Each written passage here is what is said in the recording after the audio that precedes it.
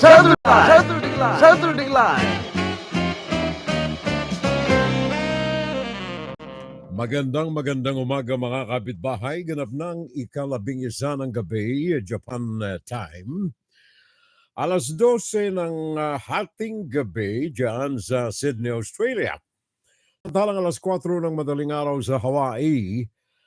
Alas 5 ng hapon naman sa Kingdom of Saudi Arabia. Alas 3 ng hapon sa London. Alas 10 ng gabi sa Pilipinas. Samantalang ganap ng alas 10 ng umaga dito sa amin sa East Coast, USA.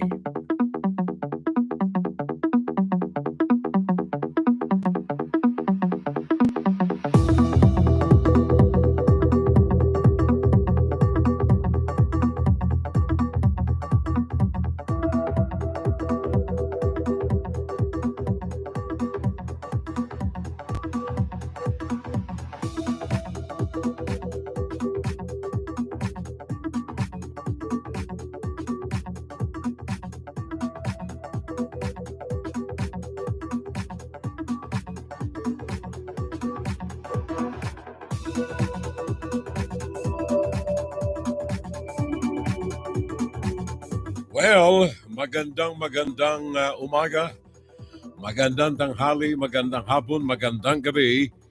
Saan man tayo nandoon sa mga sandaling ito mga kapitbahay? Kung kayo ay mga naandyan sa Metro Manila, sa Luzon, Visayas, Mindanao, patuloy po ang pagbagsak ng ulan mamaya ng konti. Ang ilang mga detalye kaugnay dito sa weather condition dyan sa bansa, lalo na sa Metro Manila, kaugnay pa rin ng halagat at saka ng dalawang low pressure areas na nakita ng ating pag-asa. Samantalang dito sa amin ay meron ding sama ng panahon na kasalukuyan ay nananalanta sa ilang bahagi ng hilagang silangan ng ating bansa. Fun Saturday Live. Araw ngayon ng Sabado mga kapitbahay. Ika-23 ng buwan ng Setyembre, September 23rd, 2023. At natapos lamang ng Peña Francia Fiesta. Dito naman sa amin ay kasisimula lamang ng kapiestahan ng Our Lady of Victory's Palace dito sa Jersey City. Ang inyo pong abang lingkod, Fiorel Salvo po lamang. Good morning to everybody. Magandang umaga sa lahat ng mga taga-Americas. Magandang gabi dyan sa Asia. At magandang hapon dyan naman sa Middle East.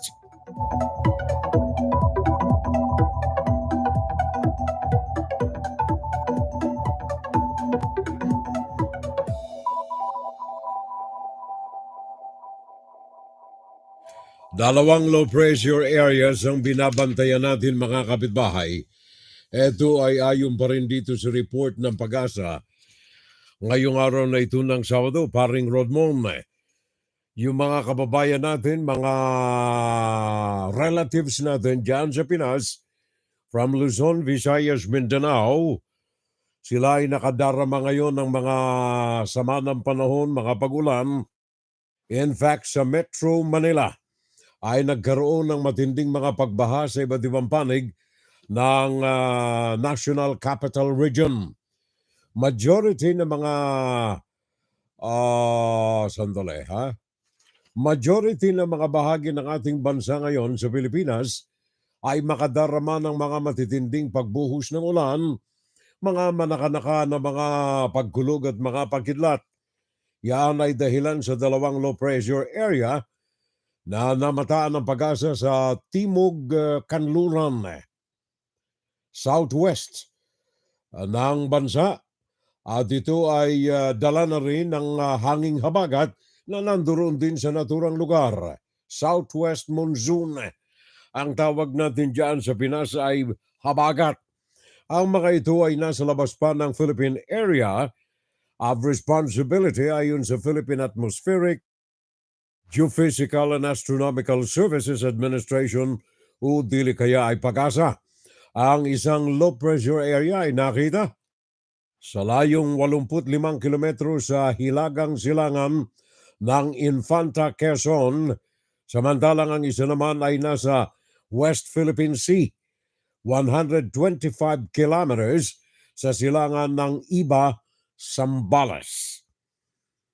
Mababa pa rin ang tsansa na ito ay makaapekto sa mga lupain ng Pilipinas, bagaman ang baha ay siyang kasalukuyang problema ngayon sa Metro Manila area. Ang Luzon, Visayas at saka ang Zamboanga Peninsula sa Mindanao, patuloy na makadarama ngayon na matitinding paghagupit ng ulan. Ang sanhin nito ay ang habagat at saka ang low pressure area. Diyan sa Metro Manila, bagaman malayo pa ang mga low pressure areas na ito, at sabi nga ng pag-asa ay maring hindi makaapekto pa sa loob ng 24 oras o kaya mahigit pa diyan sa bansa. Malayo pa ang dalawang bagyo na ito. Subalit dahilan sa dala ng hanging habagat sa Metro Manila ay nagkaroon ng mga pagbaha simula kanina lamang araw ng Sabado, kaninang tanghali, sa malakas na pagbuhos ng ulan maghapon ngayong araw na ito ng Sabado, Philippine Time, ang Metro Manila ay nagkaroon ng mga malawakang mga pagbaha, lalo na dyan sa Bulacan. Lalo na pare ko, Rodmond, dyan sa Murieta, ha? Pare ko, lalo na sa Bulacan ay nagkaroon ng matinding mga pagbaha sa mga lugar na hindi na humuhupa ang mga baha. Lalo pang lumalim ang tubig, parang Jundi T. Valencia, dyan sa Pinas. Oh, Viva Jesus pare ko, ha? Dyan sa inyo parang Jundi, yung mga lugar, especially yung kahabaan ng EDSA. Ayon sa aking pamangkin, sa kahabaan ng EDSA ay na-stranded sila ng mahabang panahon, samantalang sila ay papunta ng Quezon City, galing Mandaluyong, dahilan sa matinding pagbaha sa ilang bahagi ng EDSA, very especially doon sa harapan ng Campo Aguinaldo.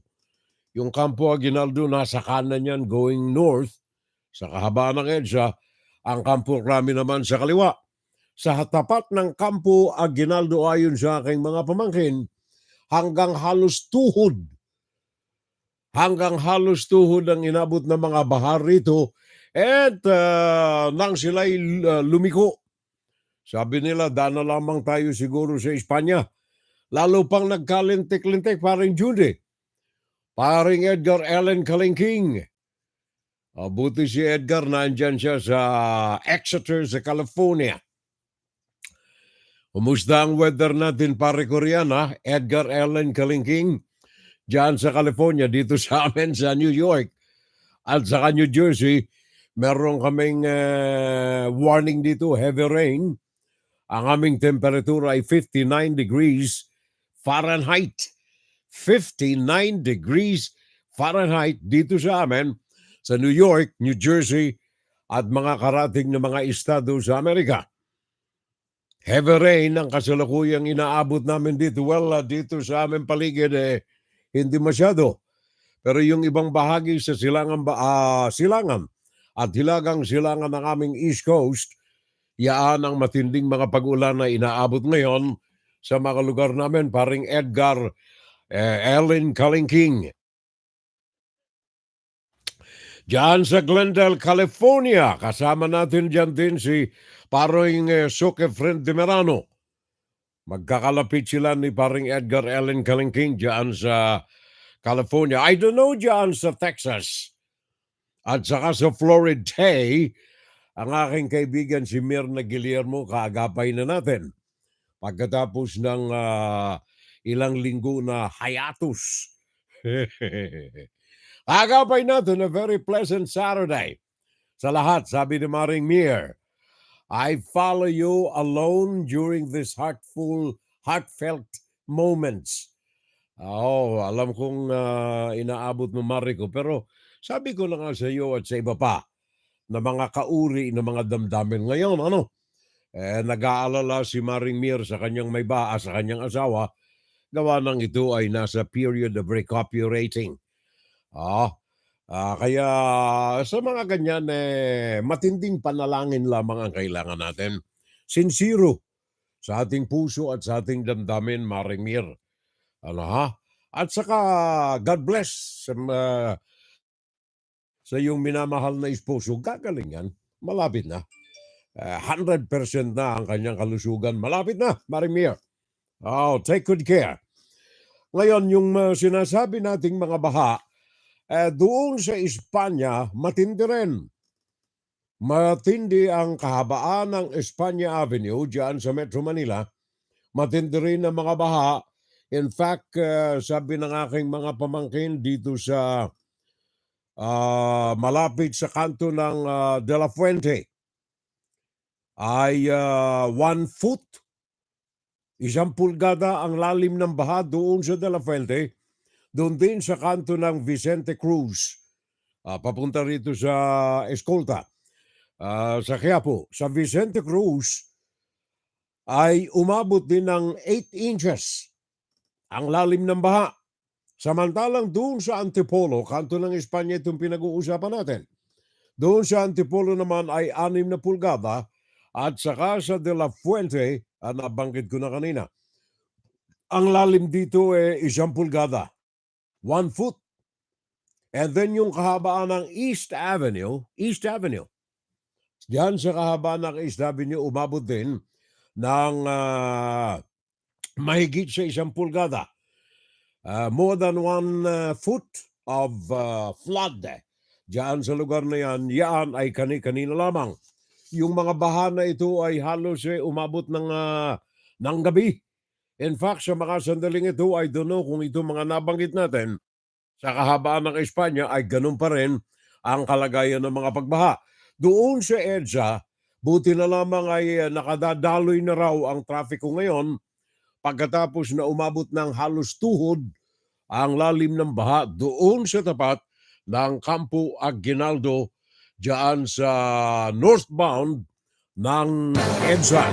Pakinggan si Pirel Salvo tuwing Sabado dito sa FGS Web Radio para sa mga Pilipino. Yan ay dala pa rin ng low pressure areas, 2, at saka yung hangin at saka kaulapan na dala ng habagat. Breaking news! Ito na!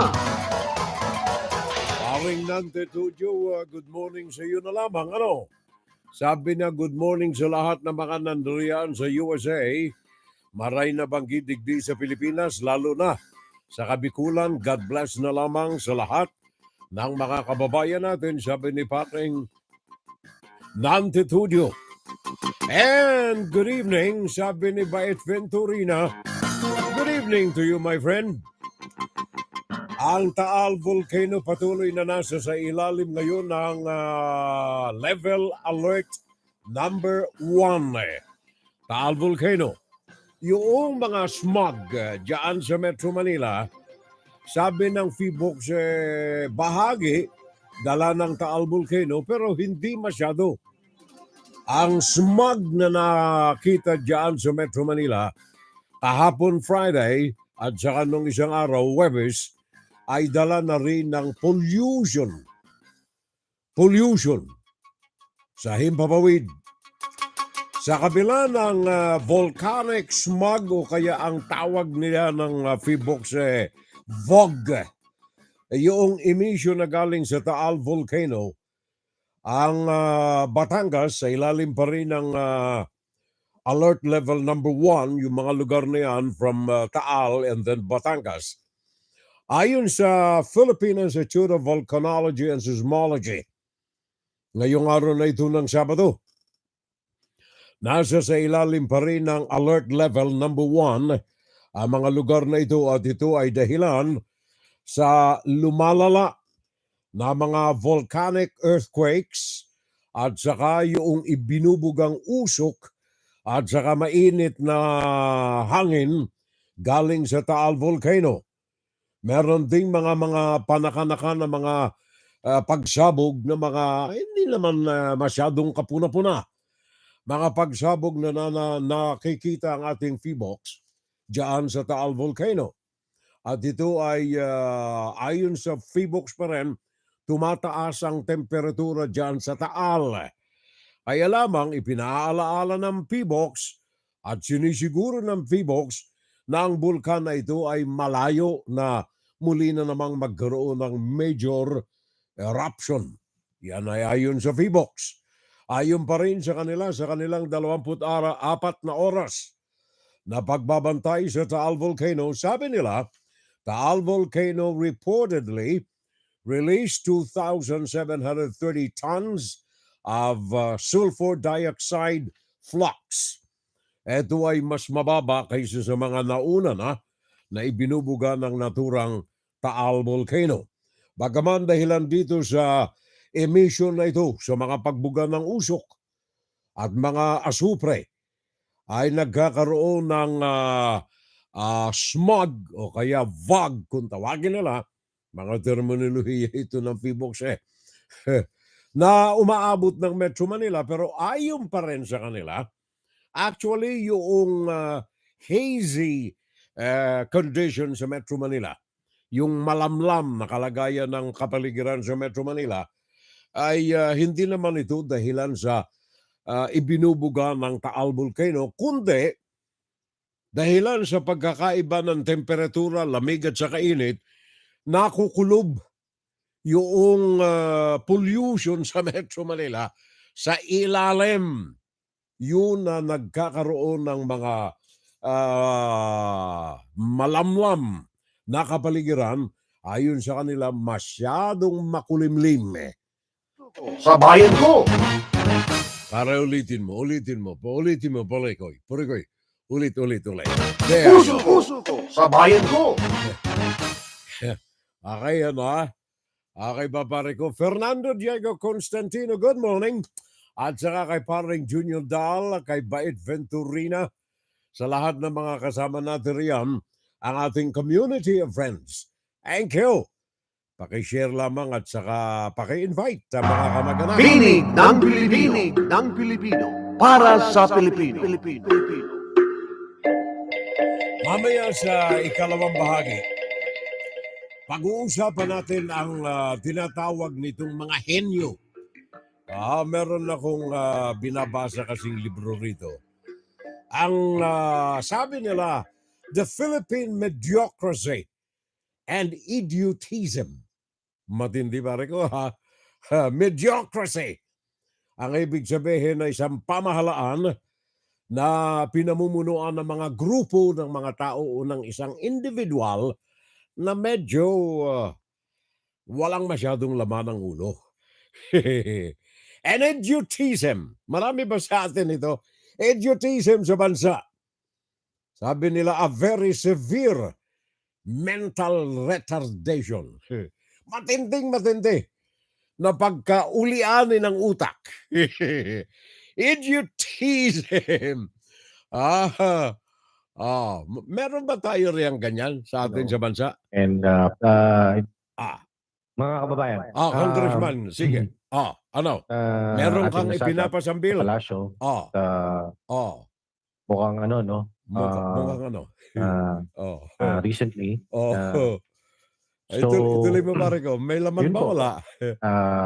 Balita po nga natin ay ano? So wala pong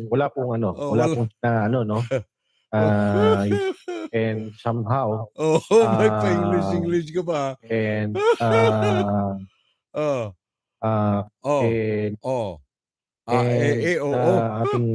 Tama na. Ang galing! Ano sabi mo? Ang galing!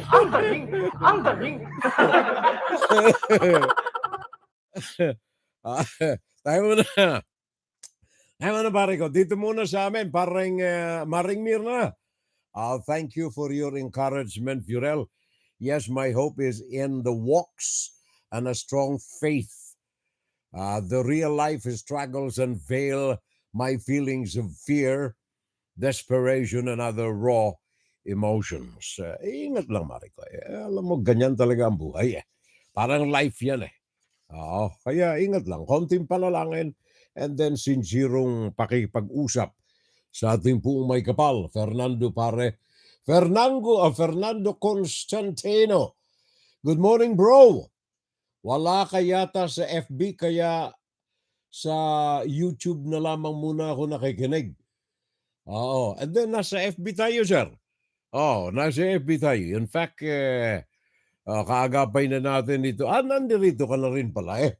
Paring Fernando Diego Constantino. Okay. Thank you. At saka okay naman tayo riyan kahit saan kayo eh.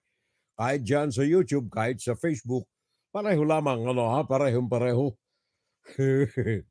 Anyway, hindi tayo nakikipagkompetensya riyan sa iba para kumita. Dito sa amin sa Amerika, mga kapitbahay, meron kaming storm watch dito. Ang pangalan ng bagyo o kaya tropical cyclone kung tawagin namin dito ay Ophelia. Ayon sa report na tinanggap natin dito sa Weather Prediction Center sa Maryland, ayon sa kanyang report, ngayong araw na ito ng Sabado, kanina lamang, ay nagkaroon ng landfall diyan sa North Carolina. Hilaga ng Carolina, North Carolina. Estado ito dito sa Amerika. Yan ay kaninang umaga, bringing equally heavy rain, threat of flood inlands, and storm surge to coastal communities in the Mid-Atlantic state. Yung mga Mid-Atlantic state kung tawagin ay ito pong mga lugar ng Pennsylvania, New Jersey, New York. Yan ang Mid-Atlantic. Ito ang mapa natin dito eh. At tingnan ninyo mga kapitbahay. Yan ang Mid-Atlantic. Kasama kami riyan. Kaya binabantayan namin, gawa ng pati kami, ayon nga rito sa warning na naka-flash sa akin ngayon, 59 degrees sa kasalukuyan and heavy rain. Yan ay dahilan dito sa tropical storm Ophelia. Strong to severe thunderstorms expected to impact portions of the central USA, including chances for excessive rainfall. Central USA. Alin ang Central USA? Ito po yung kabuuan ng Amerika. Sa kalagitnaan nito, meron tayong West, South, Central, meron tayong East, South, Central, at saka meron tayong South, Central. Dito sa amin, yan ang mga bahagi dito sa ibaba ng Amerika. Coastal flooding dahilan sa storm surge na ito ay darami sa ilang mga lugar sa kahabaan ng North Carolina ngayong araw na ito ng Sabado. Patungo sa Mid-Atlantic and eventually sa Southern New England. Ang Mid-Atlantic, kagaya ng nasabi ko kanina, ang Pennsylvania, New Jersey at saka New York.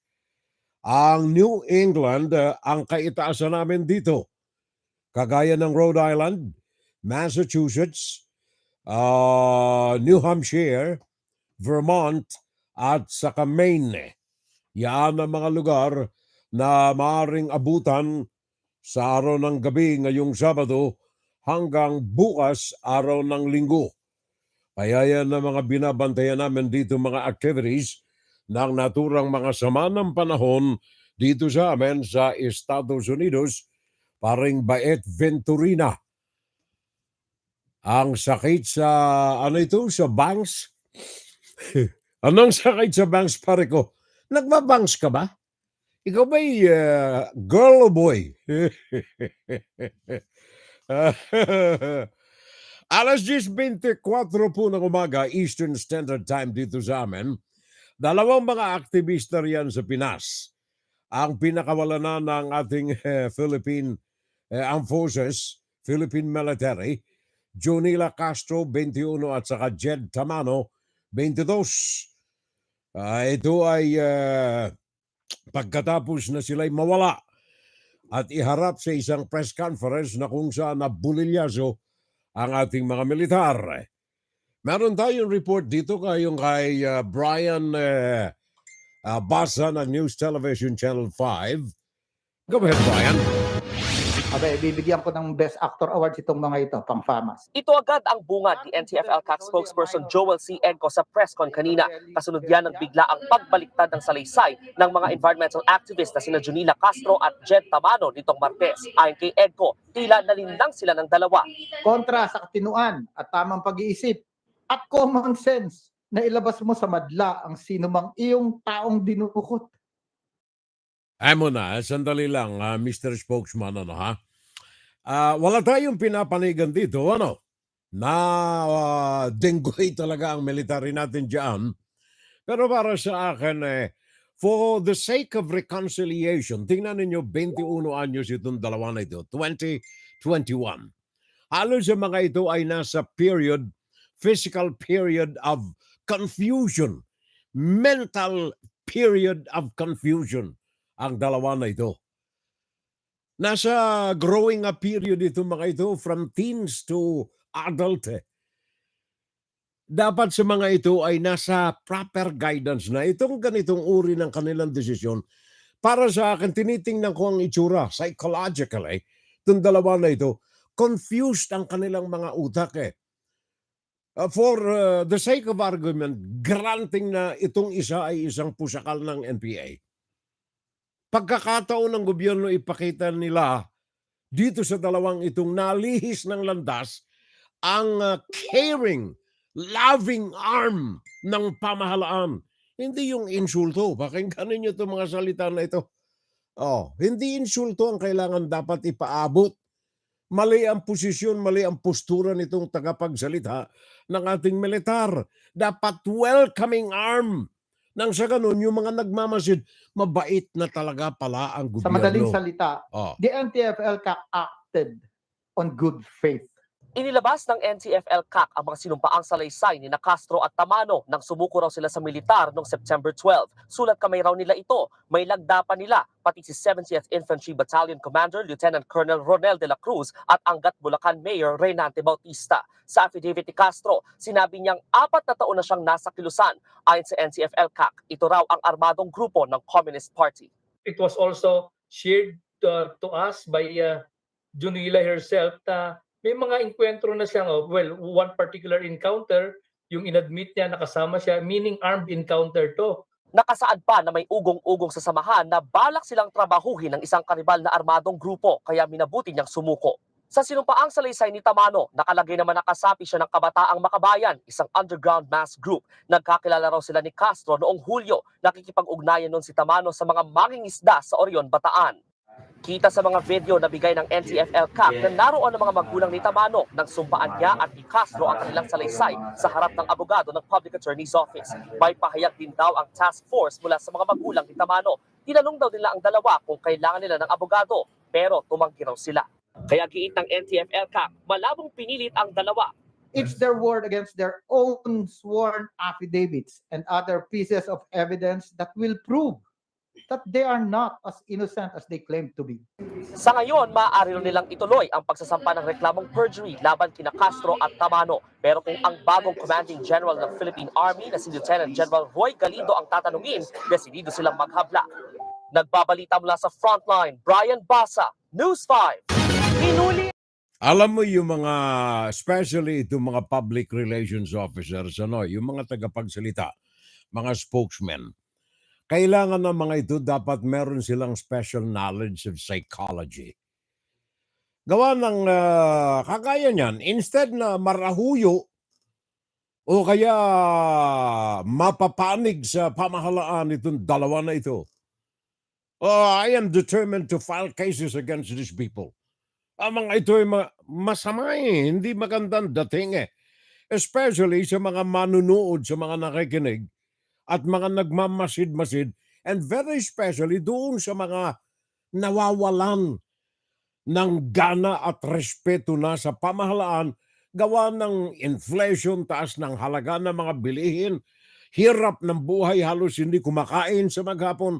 Ang mga ito, sa magitan ng mga ganyang mga pahayag, sinong mararahuyo?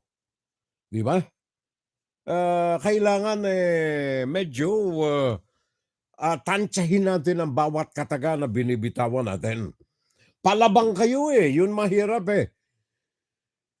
Yung inyong nirarahuyo no bumalik sa fold of the government, inaaway ninyo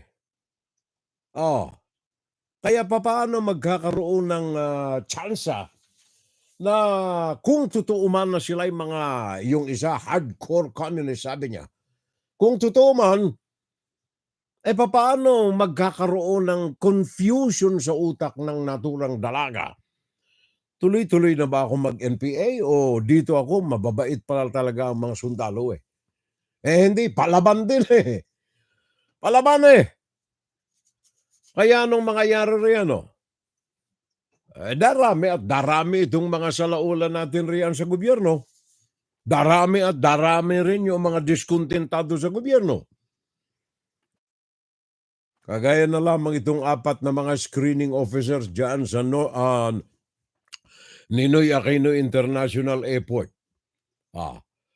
Kagaya na lamang dyan sa Ninoy Aquino International Airport, 4 na mga screening officers ngayon ay sinasa ilalim ng investigasyon up to now na mga otoridad dahilan sa pagnanakaw sa mga foreigners. $300. Sabi noong tagapagsalita ng OTS, parang oo nga Parang ang may nilunok Kasi kung tsokolate bakit hirap na lunukin at ginagamit pa yung daliri para maisaksak sa bibig yung kanyang kinakain na tsokolate. Gerard de la Peña, News 5. Go ahead, pare Koy. Hindi na bagong issue ng mga ninanakawang pasero sa Ninoy Aquino International Airport kung saan sangkot ang mga tauhan ng Office for Transportation Security o OTS. Kahit si Transportation Secretary Jaime Bautista, tila na puno na. Kaya naman inatasan na ng DOTR ang agarang pagsasampa ng reklamo laban sa security screening officer na nakuha ng lumunok sa ninakaw niyang pera sa isang pasahero sa NAIA noong September 8. Ayon naman sa Manila International Airport Authority, wala dapat puwang sa paliparan ang mga tauhan nilang sumisira sa reputasyon ng NAIA. Kaya kumpiyansa silang paiigtingin pa ng OTS ang pagdidisiplina sa kanilang tauhan para sa kapakanan ng lahat ng empleyado sa airport. Para naman sa ilang senador, nakakagalit at nakakahiya ang nangyari. Pangamba tuloy ni Senate Committee Chair on Public Services Senator Grace Poe, maaaring isa lang ang nahuli sa CCTV pero marami pa siyang kasabwat.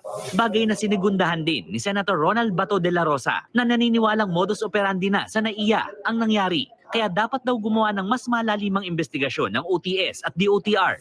Turismo naman ang inaalala ni Senate Majority Leader Joel Villanueva. Tanong tuloy niya, paano raw makukumbinsi ang mga turista sa bagong slogan na Love the Philippines kung may banta agad sa seguridad sa NAIA? Para naman kay Senator JB Ejercito, isa lang ang solusyon sa talamak na katiwalian sa Teka, ano yan? Love the Philippines? Paano pala kung hapon lang napasok? I rob the Philippines. I rob the Philippines. Yun ang nangyari dito sa isang turista na ito. Nawala ng $300 cash nang mapadaan doon sa screening. Yan ay nangyari dyan sa Terminal 1. Panahon na raw kasing itaas ang sahod at benepisyo ng mga empleyado para hindi sila matukso sa katiwalian. Hindi yan ang dahilan, pare ko. So that we can improve their You are justifying a compensation wrong and benefits. cause. OTS Act para matignan natin so that the OTS employees will receive a compensation that will be decent enough so that they will not be tempted or to do any it's of not this, an excuse, pare ko. modus operandi anymore. No? Nagbabalita mula sa Frontline, Gerard de la Peña, News 5. Thank you. Maraming salamat, ha? Naalala ko tuloy yung sinabi ko kanina. Philippine mediocracy or idiotism. Lalim yan, pare ko.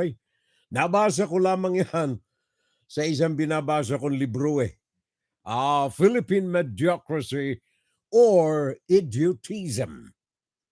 Rule of Mediocres. Kaya a group of mediocres. Ano itong mga mediocres na itong mga ito?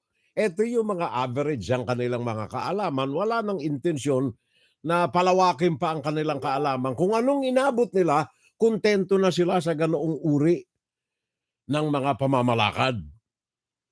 The worst kung masamahan sila ng mga idiots.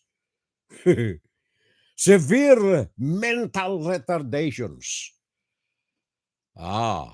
Kung masamahan pa itong mga mediocres ng idiots, ala na talaga. Pag-uusapan natin yan mamaya pareho sa ikalawang bahagi natin. Fun Saturday Live. Let's have some fun. Based on truth and facts. Kagaya nitong nangyari riyan. The other day, mga kababayan, 6 ang mga nasa kote ng CIDG na mga sangkot doon sa 2 taon na. 2 taon na pare, 34, 35 na mga sabungerong mga nangawala na parang bula.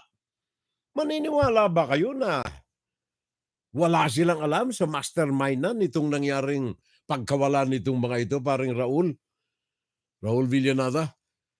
Maniniwala ba tayo rito sa mga ganito? 2 taon na nawawala itong mga ito, 34. Nung isang buwan, nakahuli sila ng ilan? 8. Ngayon, nung isang araw naman, 6 naman ang mga nangahuli.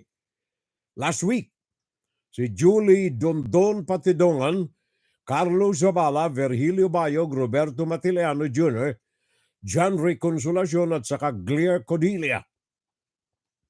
2 buwan daw na isinailalim na surveillance itong mga ito. Yung unang mga nahuli, wala bang pumiyok doon na sinabing, inutusan po kami ni ganito eh. Ang problema sa atin, nahuhuli natin itong mga malaliit na mga sisiw. Yung pinakang mastermind, takot tayo na idawit.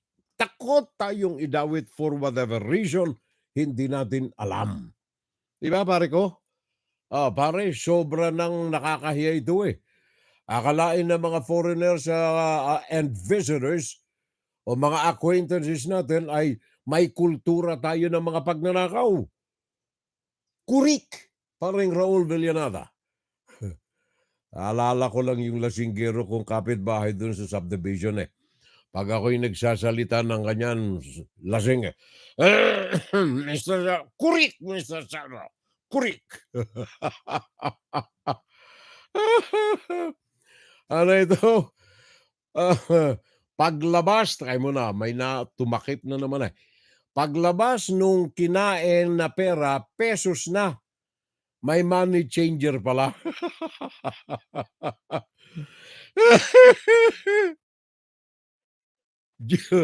Junior Dal, ang may sabi nito pare ko ang likot ng utak ni pare ko, Junior Dal eh.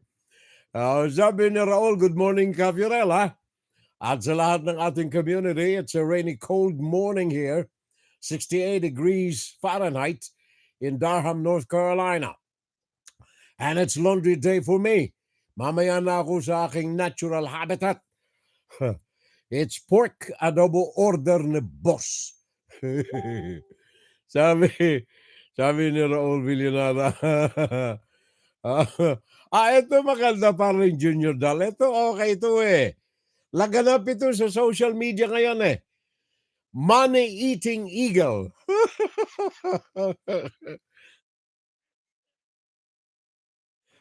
Kilala ninyo kung sinong binansagan na money-eating eagle Kilala na ninyo, hindi na natin babanggitin. Sabi ni Junior Dal, ito ang part 2. Money-eating eagle. Literally. Alin Junior Dal, likot talaga ng ulo mo, pare ko eh. Napakalikot ng ulo mo. Pare ko, Junior Dal. Ang tamang panahon na tamang dapat na wakasan ay ang pangungurakot ng mga politiko na nakaupo diyan sa gobyerno. Kasi sila ang idolo ng mga magnanakaw, sabi ni paring Fernando Diego Constantino. Siyempre, kung anong nakikita, sabi nila, kung ginagawa ito ng ating mga opisyal ng gobyerno, pwede rin natin gawin. Yun nga sa bungero 2 taon ang mga nakataya pa rito ay buhay ng 34 na mga kababayan nating mga Pilipino na siguro dahilan sa hirap ng buhay ang kanilang ginawang diversyon, pampaligaya, ay magsabong na lamang. Ngayon, habang sila'y nagsasabong, meron palang mga mata na nakamasid sa kanila at eto, pukung, bigla silang nawala. Sabi ni Secretary Remulla, meron silang mga nakumpiska na mga gamit dito ng 6 na mga panibagong suspetsado na ito sa pagkawala ng mga sabungero at itong mga ilan dito ay mga cellphones na maaaring maging punot ugat ng discovery pagkakatuklas ng ilang mga bagay na mahalaga sa investigasyon. Mahalaga sa investigasyon. Pakinggan natin. News Television 5. Not guilty plea ang inihain ng 6 na suspect sa kaso ng mga nawawalang sabungero.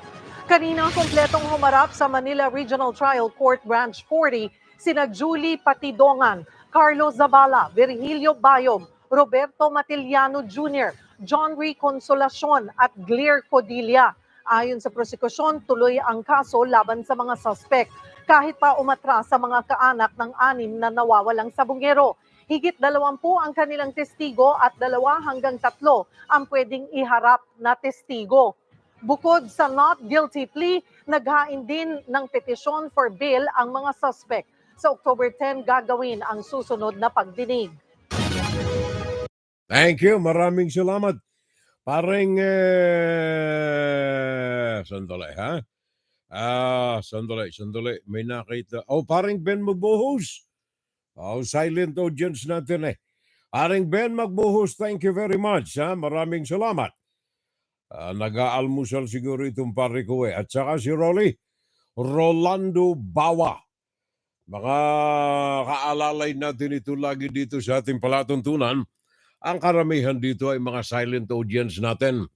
Dapat pala ay sa printing ng currency, especially US dollars o Philippine peso bill, ay lagyan ng caution not to be swallowed or ingested may cause waste passage blockade. sabi ni paring Raul Villanada, bawal nalunukin. Hindi natutunaw.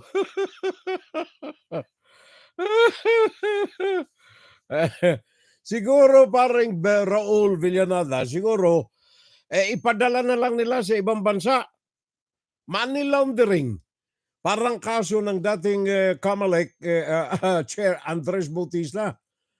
Andres Bautista pare ko dito sa Amerika ay sinampala ng kaso itong dating opisyal ng gobyerno dyan sa Pilipinas.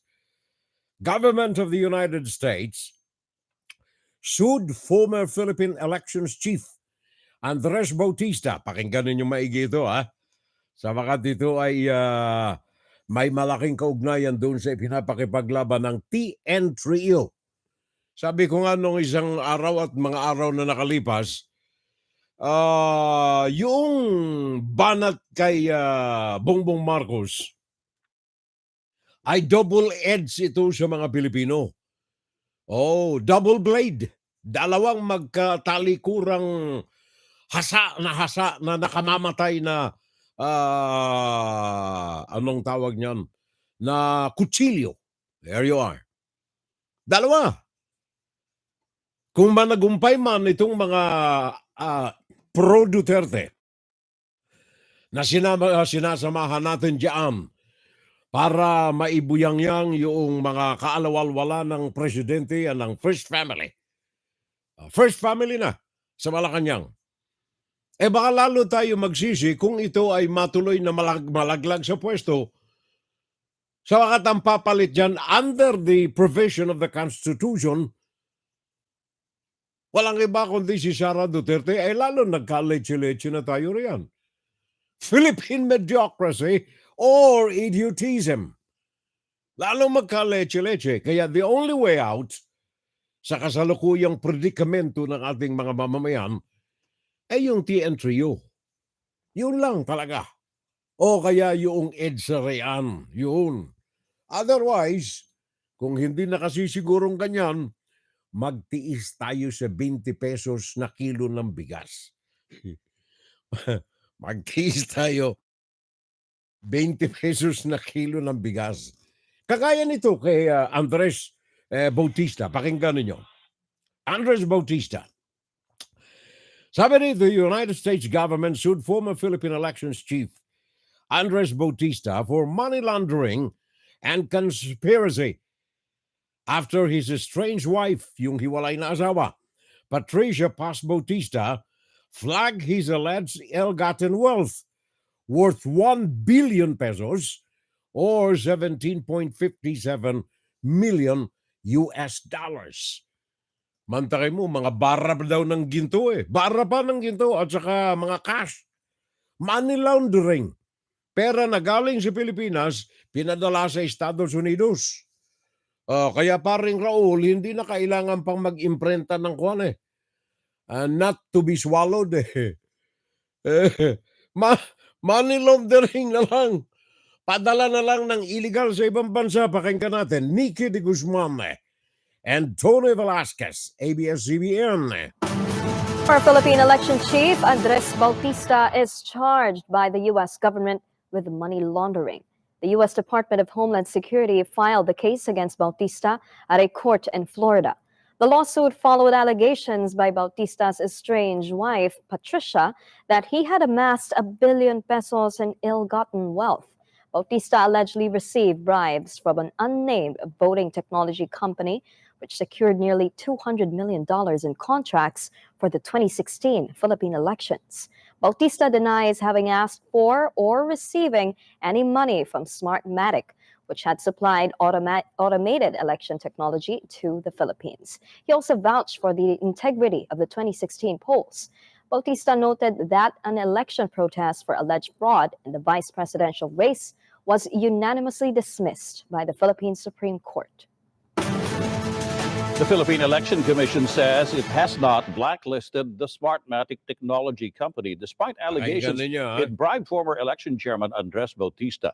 The poll body says Smartmatic can still bid to supply an automated system for the country's 2025 midterm elections. A statement by Smartmatic insists the company has always followed Philippine procurement rules and the strict controls of COMELEC. It also asserted that a winning bid is never the preference or decision of one individual. Smartmatic has supplied voting machines to the Philippines ever since the country automated its elections beginning in 2010. Thank you, Tony. Tony Velasquez and Nikki de Guzman ng ABS-CBN. Kahit na ninyo, Smartmatic yan, pare ko. Mahaba ang makulay na kasaysayan ng Smartmatic from Venezuela to America, to London, to Hong Kong, and to the Philippines. Mahaba ang kasaysayan ng Smartmatic. Kaya pag sumikapan na lamang natin TN Trio, kailangan riyan mga magagaling mga ITs, magagaling na mga henyo sa computers. Lalo pa nagdaan yan sa Hong Kong, sa China, lalong kailangang matindi. At saka kailangan yung talagang mga kasapi ng TN Trio riyan na mga technical bigwigs. Walang sapi ni Xi Jinping. Gawa ng malaki ang influencer yan Sa eleksyon ni Xi Jinping, kasama na ang Smartmatic. Oh, by the way, maalala ko tuloy, nakikiramay tayo sa mga kamag-anakan Makakakilala mga ka-amistades ni Mr. Bayane Fernando, dating Marikina congressman at naging alkalde ng Marikina at saka naging pinuno ito ng MMDA, di ba? Naging pinuno ng MMDA, chairman ng Metropolitan Manila Development Authority. Marami pa mga pwesto na siya'y namahala. Nagkaroon ng aksidente ito sa kanyang bahay habang inaayos yung kanilang bahay. Nahulog si Mr. Bayani Fernando. 77 years old na itong mama na ito. Marami sanang makukulay na bahagi ng kanyang buhay ang ipinagkaloob niya sa ating mga kababayan, mga Pilipino. Especially kung kayo mga naandyan sa Marikina at saka sa Metro Manila, gawa ng kanyang maayos na pamumuno ng Metro Manila Development Authority. Kaya kami nakikiramay po, especially sa iniwanan niyang may bahay at sa kanyang buong pamilya. Mr. Bayani Fernando, 77 taong gulang, na aksidente na hulog habang inaayos yung kanilang bahay, bubong, at ito'y binawian ng buhay. Ano ha? Ngayon, dito sa ilang mga pangyayari na may kaugnayan pa rin sa mga kasalaulaan. Alam mo sabi nitong, anong pangalan nito dyan sa Surigao del Norte? Surigao del Norte.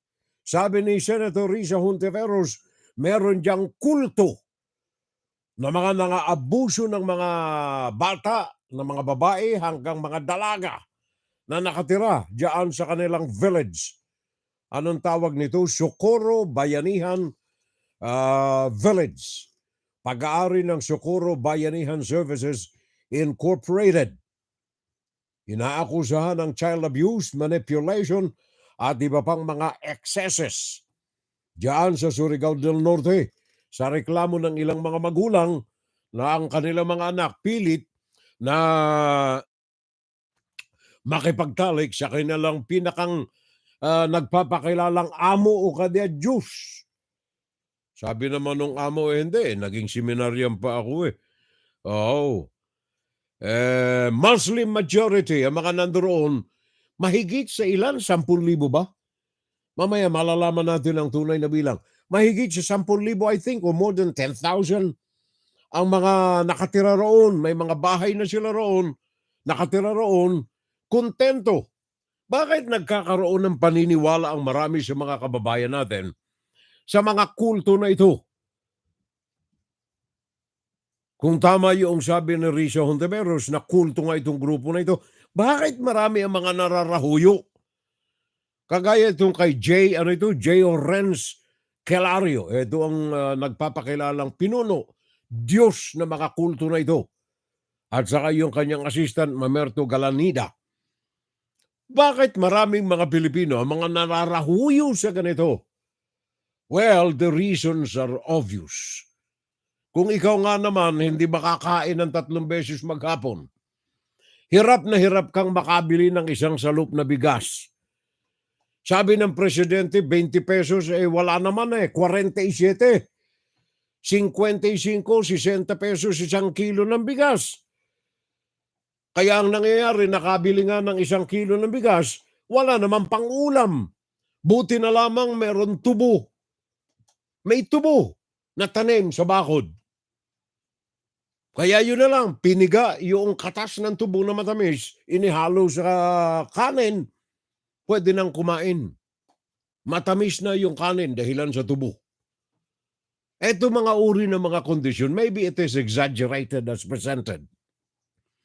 Pero ito ang mga uri ng mga sitwasyon ng mga kababayan nating mga Pilipino, kung bakit ang mga ito'y nararahuyo sa tamatatamis na mga dila, kagaya nitong dila ni J. Renz Kelario.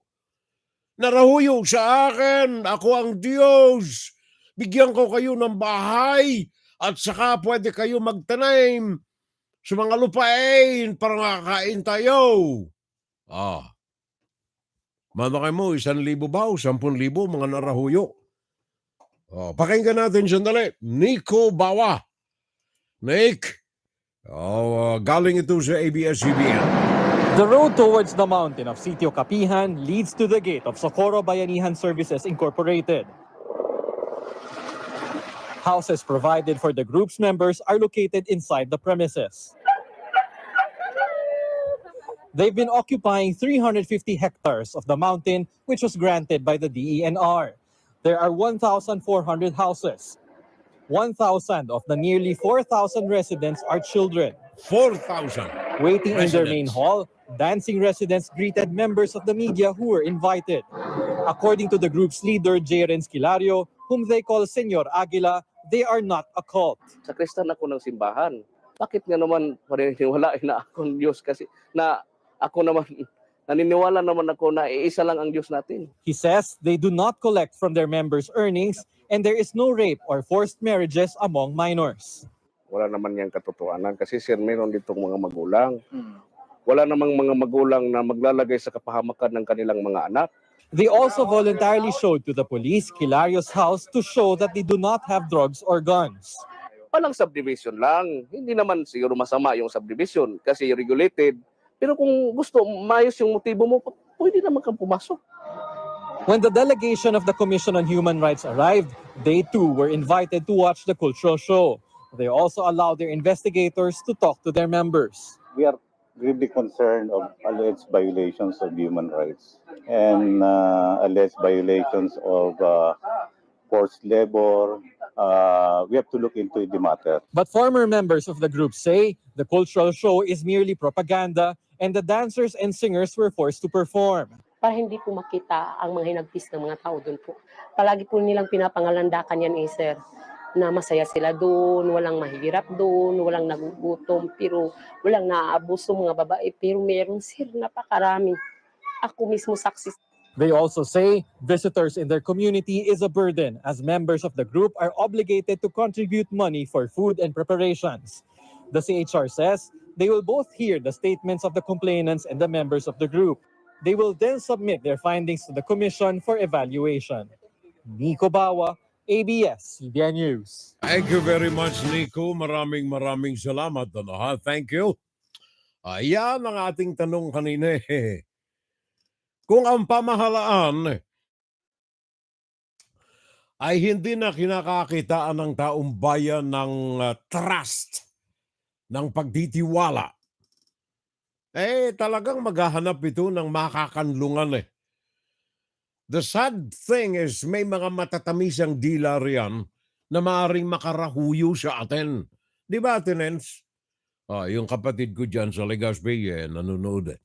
Di ba, Tinens? Kaya kailangan ang pamahalaan natin, sabi ko na nga kanina, ang pamahalaan natin, we are watching Furel and God bless, sabi ng aking kapatid.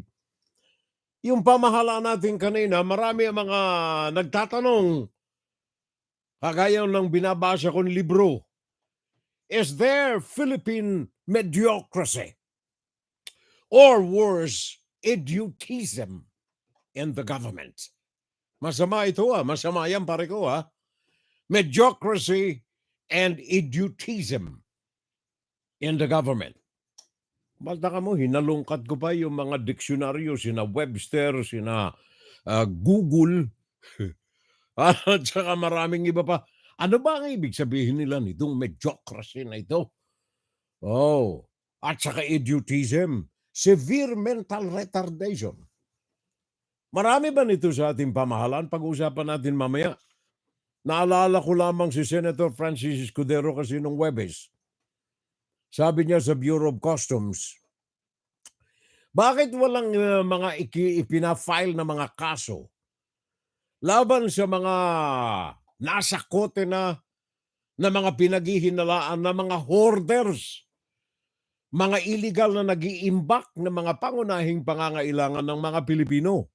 Until now, yung mga sugar and rice and vegetable hoarders, hanggang ngayon, walang mga niisang nakakasuhan. In fact, Mr. Escudero, Senator, mawalang galang. Banggitin lang yung pangalan nitong mga nasa sakote nila, mga may-ari na mga warehouses. Ayaw banggitin Ilang mga kasama ko sa hanapbuhay, mga journalist, mga field reporters dyan sa Metro Manila, nito mga nakalipas na mga araw, pinadadalang ko ng text. Paring Rolly, observation lang. Bakit itong mga nasa sakote, mga may-ari ng mga warehouses, mga consigner ng mga goods sa mga nakasakote sa mga warehouses na ito, mga importers, puro Chinese yan Chinese names. Maaaring mga Pilipino para mga Chinese names. Bakit takot na takot kayong ilantad sa media? Anong sabi ng mga kasama natin dyan sa media? Pare ko, sabi niya, para ka naman bago. Nandito ka dati sa Metro Manila sabi ng sources natin sa Bureau of Customs, sa BIR, sa Police, sa PNP, huwag banggitin muna ang mga pangalan. Mantakin mo yan. Anong kinatatakot nitong mga ito? Bahagi ng news yan apat na W, isang H. How, who, where, when, and why. Kumpleto na ang news mo kapag ganyan. Pag kulang ka dyan sa isa, hindi kumpleto ang balita Kaya yung sabi ni Senator Francis Escudero, hinahamon niya ang Bureau of Customs. Harapan na ng mga kaso itong mga ito. Marami na mga raids ang ginawa. Rice warehouses sa Cavite. Rice warehouses sa Las Piñas City. Sinalakay ng BOC, Bureau of Customs. 42,000 sacks of rice. 44 million pesos na halaga na mga nakaimbak sa warehouses sa Buanga City.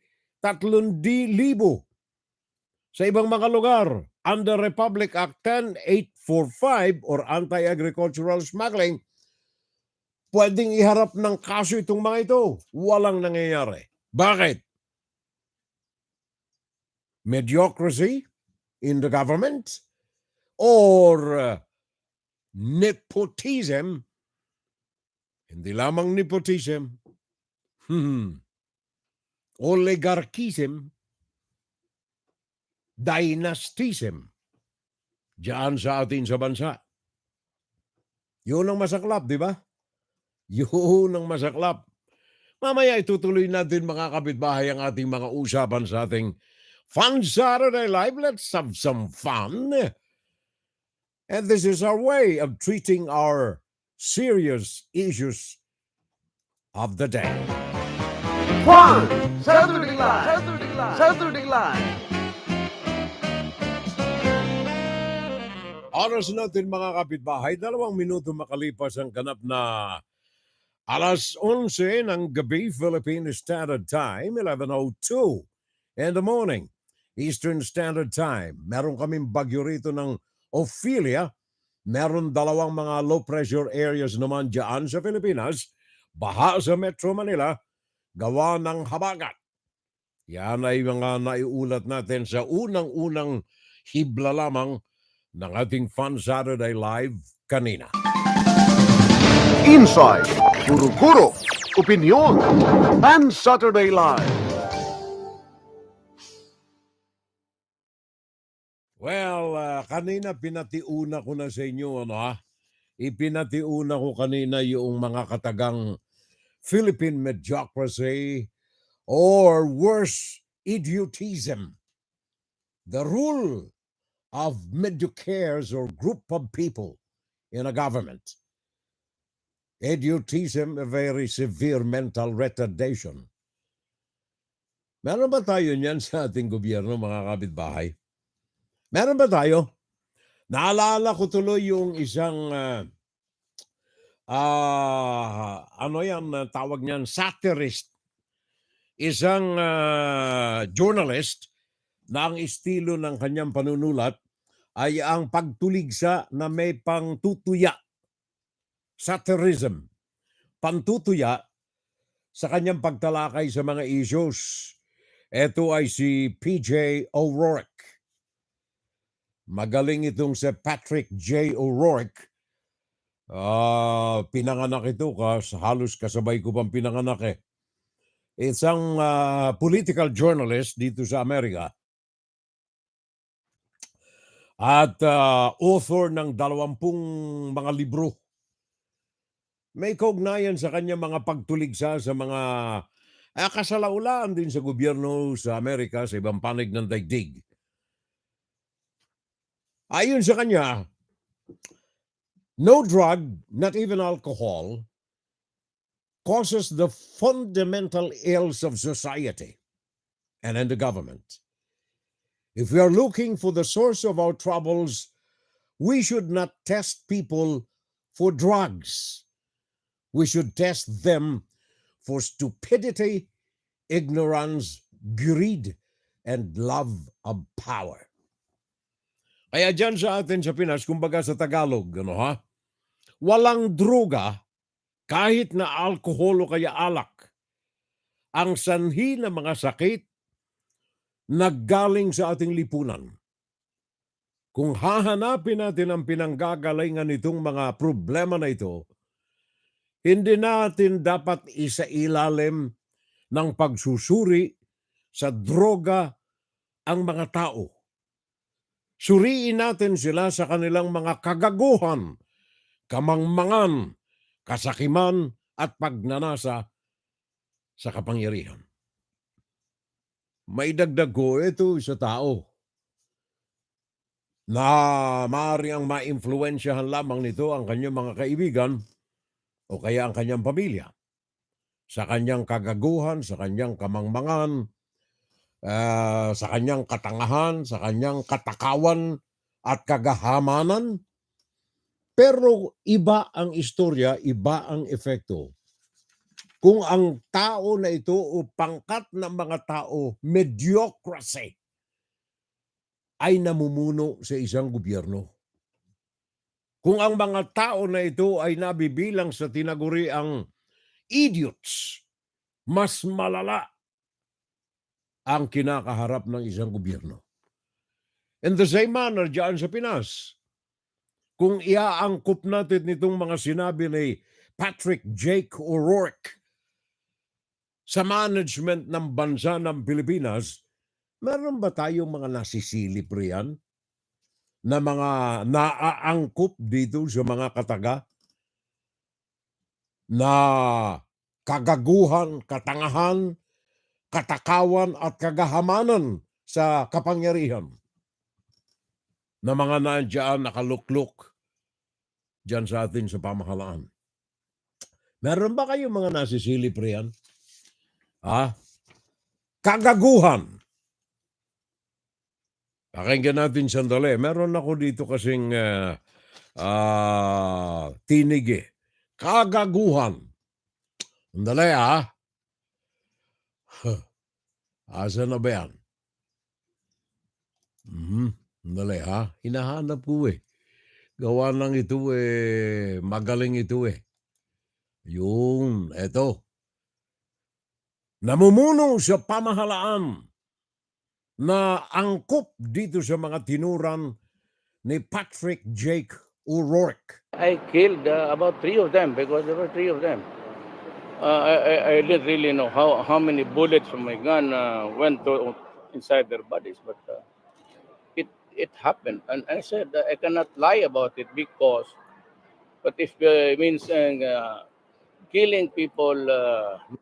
But I must admit that a third of the killings really happened during police encounters.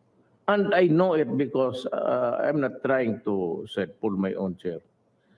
But in Davao, I used to do it personally. Aray. Just to show to the guys that if I can do it, why can't you?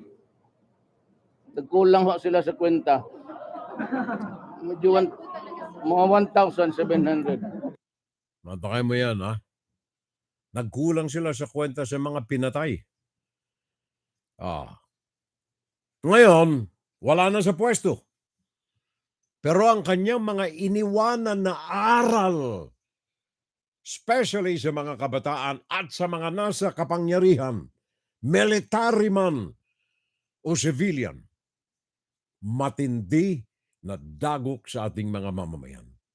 Eh yung kanyang iniwanan na Vice Presidente, anong sabi? Public officials, nasa constitution yun eh, public office is a public office. Honesty. Yes, but I was saying, honesty is not a requirement for publicity. Honesty is not the requirement in public office. Yun ang kanyang anak. Mantakan mo yan. Honesty, not a requirement in my office, in the government. Yan ang kanyang anak. Philippine mediocracy or idiotism. Antakay mo yung tatay, pinangalandakan pa para ipakita ko sa kanila kung paano ang pagpatay ako mismo. 7 ang aking mga pinatay. Hindi ko lang alam kung saan tumama sa kanilang mga katawan ng mga bala galing sa aking baril. 7 ang aking mga pinatay. President Rodrigo Duterte. Kaya sayang at patay na si Senator Miriam Defensor Santiago eh. Nung kanyang kapanahonan, pinapakipaglaban niya ang good governance, kabutihan ng pamamahala. Yun ang kailangan ng bansa. What are the 3 essential characteristics of a true leader of the people? The person who should be our next president should be characterized by academic excellence. Dapat naman, ang pinakamarunong sa klase, hindi yung mga pinakagago. Aray. Pangalawa ay professional excellence. Mag-graduate ka na.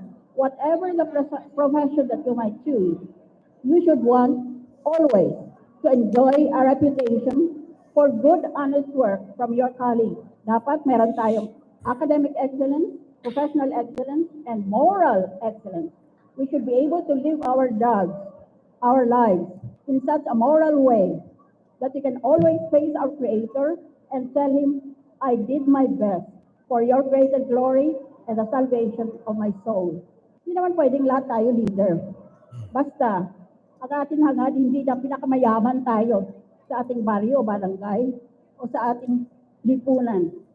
Hindi na tayo may pinakamalaking bahay, o pinakamaraming mga sasakyan, o pinakamaraming kelida. But most of all, the foremost requirement to change our society is to change ourselves. Nakita ninyo? Yan si dating Senadora Miriam Defensor Santiago. Dapat ang ihalal natin sa ating pamanuan, sa ating gobyerno, mga taong may pinag-aralan, mga taong mga excelente sa kanilang mga fields of endeavors. Sila ang mga tao para mapanuto ang ating bansa, ang ating mahal na Pilipinas. Eh kung makakahalal kayo ng kagaya nito. Mr. President, with the permission of the gentleman and sponsor, as agreed in the introduction of the bill as a substitute bill. Senator Cayetano, excuse, ito na lang. Ito na lang. Hindi na ho kailangan sabihin yun dahil hindi na ho relevant yun sa ating interpellation. Hindi ho mababawasan ang tanong ko dahil sa sinabi niyong yun. Hira naman, ma'am. Pinotra mo pa. Before we continue with the indulgence of Senator Cayetano, I hope that Senator Yun ang nahalal ninyong senador, ha? can first accept and move first, no? Move, simple movement. I-move mo. To accept. Kumilos ka, ganyan. Tinatanggap ko po ang panukala. Opo. Now, if you can make a motion. Motion pare, motion. That the body accepts the amendments in the nature of the substitute bill, Your Honor. You have to move first that the body accepts the substitute bill. I-move nyo lang po. Opo. Opo. I move. Englishin ko na to. Ay. I move, Ginoong Pangulo. I move. I move. Yan ang senador na nahalal ninyo mga kababayan. Nila, nahalal nila. stupidity, ignorance, greed, and lust for power. Yun ang nahalal nila. At saka yung iba pang mga napakinggan ninyo, mantakan mo, naalala ninyo itong si Robin Padilla, Robin Padilla. Naalala ninyo, noong 1992, I think, ito ay nakasuhan. Gawa ng at the time, nandoon siya sa Angeles City. Robin Padilla. Sakay siya ng isang, I think, Pajero yung kanyang coach yung dala. Nandoon siya sa Angeles City. That was 1992. There you are. Angeles City. Nagmamaneho, umuulan, napakabilis ng harurot niya. Sa kanyang, I don't know kung lasing or whatever, nakabunggo siya ng isang tao. Buti na lamang may dalawang motorista na nakakita ng plate number ng kanyang kotse. Hinabol siya, inireport sa polis, hinabol ng polis. Nasa kote si Ruben Padilla. Nang imbestigahan, nakakitaan pa siya ng isang baril na nakasikbit sa kanyang bewang. At further investigation ng mga polis nakita sa kanyang kotse, Baby Armalite. Baby Armalite. Kaya itong si Robin Padilla ay sinangatan ng kaso na convict ng korte at sinintensyahan ng 13 taong pagkakabilanggo. 13 or 18 years. 18 years na pagkakabilanggo, Robin Padilla. Nang ito ay makatakas, tumakbo pa sa Camarines Norte, doon siya pinanganak namundok. Eventually, siguro sa takot, I don't know, kinalong ba siya ng NPA? Hindi natin alam. Eventually, sumuko ito at nakulong. From 1994, I think, ano ba ang record ng Supreme Court? Meron ako rito Supreme Court. 1992 nang siya maka-aksidente, 94 hinuli, nakulong. 4 na taon lamang sa bilangguan, binigyan siya ng pardon ng kanyang idolo. Hinahangaan niya. Fidel Ramos. Conditional pardon. And then nang maupo si Rodrigo Duterte, absolute pardon, kaya siya pwedeng tumakbo. In between those periods, ay pinangalandakan nitong si Robin Padilla habang siya'y nasa bilangguan na siya'y gumawa ng batas. Pare ko, gumawa ng batas. Sabi niya, habang siya'y nasa bilangguan, gumawa siya ng batas na tinawag niya Robin Padilla Law. Matakay mo yan? Sa mga nakakaalam at medyo nag-aral, ang batas po ay ginagawa lamang, binabalangkas sa Kongreso, Lower and Upper House, Senate and Congress. Doon lamang pwedeng gawin ng batas, hindi sa loob ng bilangguan. Mantakan mo ano yung sinabi ni Padilla? Baka sabihin yung ginagawa lamang ito Pakinggan natin itong kanyang mga kataga mismo. Mga takbong senador, nakagawa na po ako ng batas. Gusto ko pong ipaalam sa lahat, nagkaroon na po tayo ng Robin Padilla Law, kung saan po ay atin pong binago ang batas sa illegal possession of firearms. Martial law. Nagkaroon ng PD 1866. Yun yung pagkulong sa mga mahuhuli na may baril. Kahit na mahulihan ka lang ng gatilyo ng baril o anong part ng baril o isang bala, sentensya mo 17 to 21 years. Pagdating ko ng kulungan, ang inabot ko tumanda na doon. Parang ang dating sa akin, unfair tong batas na to. Wala nang martial law So ang ginawa ko, nagkaroon ng format ng bill na ipasa, pinirmahan ng mga senador, pinirmahan ng mga congressman, dinala kay FBR, pumasa. At pinangalanan nito ng Robin Padilla Law. Kaya sa usap po ng batas, kayang-kaya po natin gumawa ng batas. Naubo ako Robin Padilla, nasa bilangguan. Sentensyadong mabilanggo 18 taon. gumawa siya ng batas, Robin Padilla Law. Ano itong tinutukoy ni Robin Padilla rito? Unang-una, mga kababayan, as I've said, yung mga batas ay ginagawa ho yan ng Kongreso. Wala pa akong alam na batas na ginawa sa loob ng bilangguan. So, dahilan sa pahayag na ito ni Robin Padilla, naggawa ako ng pananaliksik. Yung mga binanggit niya, Republic Act 8294, na ipinasa noong 1997, nasa loob siya ng bilangguan at that time. 1997, June 6, nang pirmahan ng Presidente ng Republika, Fidel Ramos. 1996, nasa loob siya ng bilangguan. Republic Act 8294.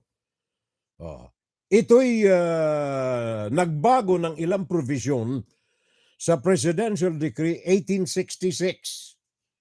Tiningnan ko sino ba ang mga nasa likod nitong Republic Act na ito, 8294. Wala ni isang pangalan doon na Ruben Padilla. Kayo'y humalal ng tao na hindi lamang sinungaling, kundi ex-con pa. Matakan mo yan. May presidente kayong killer, siya mismo ang nagsabi ha. Hindi ako may sabi niyan. Pumatay siya ng 7 katao.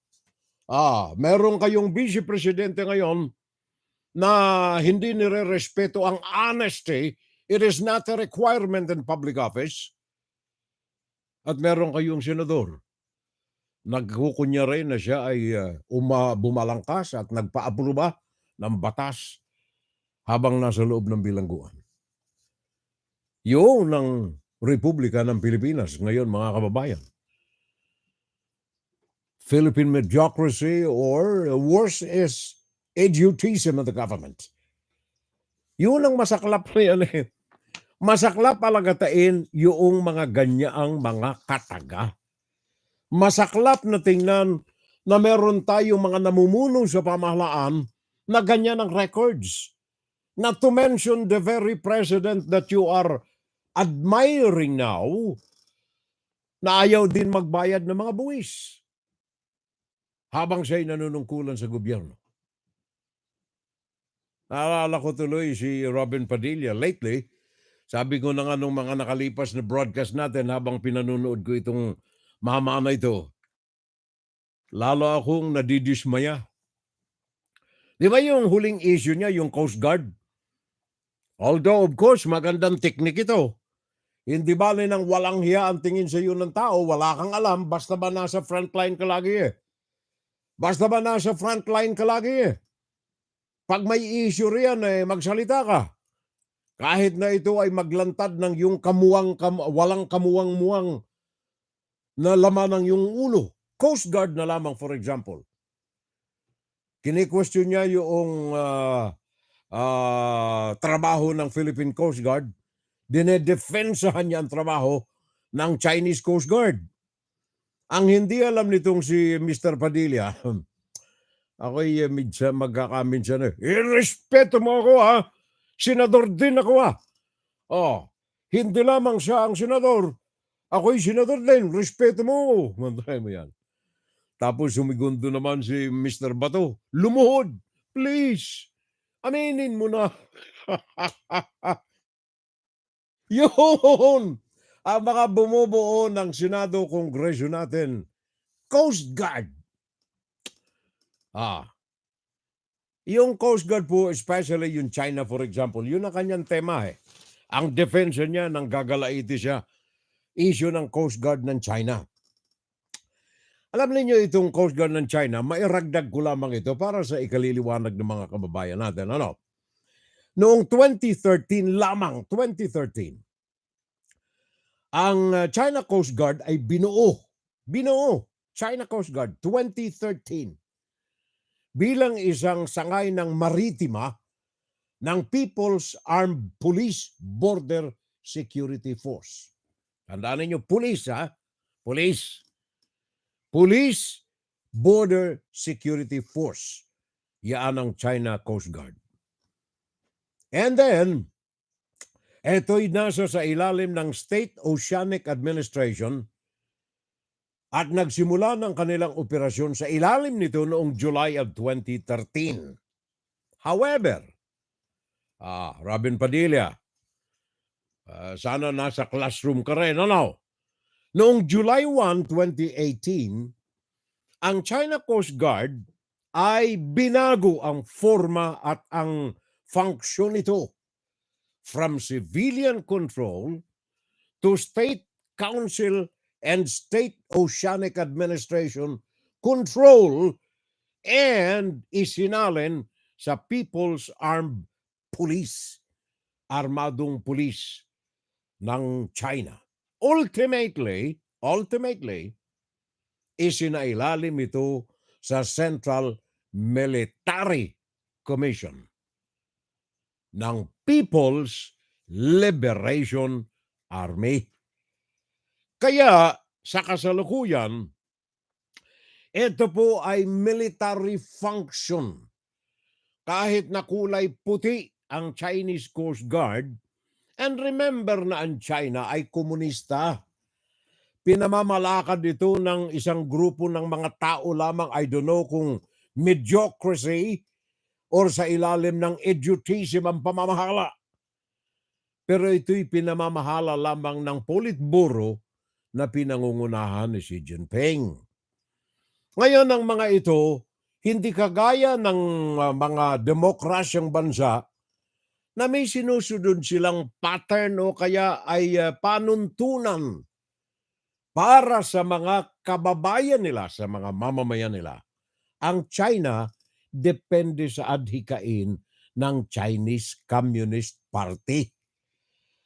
Kagaya ng adhikain nila sa West Philippine Sea, gusto nilang kubkubin militarily sa ilalim ng pagtupad nila ng Tendas Line ang kanilang military objective. Tandaan niyo, military objective dyan sa West Philippine Sea. Ang function nitong Coast Guard ng China sa kasalukuyan sa West Philippine Sea ay military in nature. Yan ay paabot lamang natin yan kay Mr. Padilla. I move. Mr. I move. Naalala ko tuloy yung isa pang congressman. Pakinggan natin, Congressman. And mga kababayan, ating nasagap sa palasyo, mukhang recently. Ay, nako, Congressman. Congressman, tigil ka na.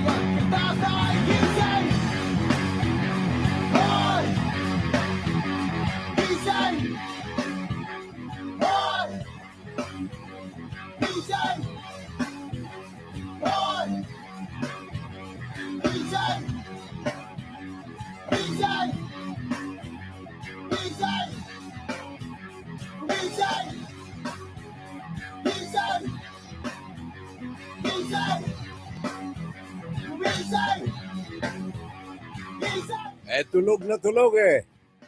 Tulog na tulog, pipi, bulag at saka bingi. Ngayon, para magising tayo mga kababayan, sabi ko doon sa title ng programa natin ngayong araw na ito. Kagaguhan, katangahan, katakawan, kagahaman sa kapangyarihan, the ills of a government. Wala tayong tinutukoy na partikular na gobyerno rito. Isalamin na lamang ninyo ang gobyerno ng Pilipinas kung ito ba'y uugma dito sa sinasabi natin ito. May mga kilala ba kayo? Now, sa likod nitong maraming mga bulag, mga pepe at saka mga bingi, hindi natin sila sinisisi. Sa bakit sila'y nararahuyo sa mga propaganda na mga pro-China vloggers, pro-China officials in the government. Sa labas ng gobyerno, sa loob ng gobyerno, marami tayo riyan. Kilalanin nyo ang mga tao na ito. Kaya yung mga biyaya na ipinagkakaloob dyan sa bansa, ng ilang mga bansa, kung hindi galing sa China, tahimik, hindi nababanggit. Especially during the time of Rodrigo Duterte. Tahimik. tumanggap na ng sandamakmak na mga ayuda, wala man lang na confirmation. Walang utang na loob, gratitude. No, ako'y lumalaki, ang nanay ko at tatay ko, madalas na pinaalaala sa amin mga anak nila.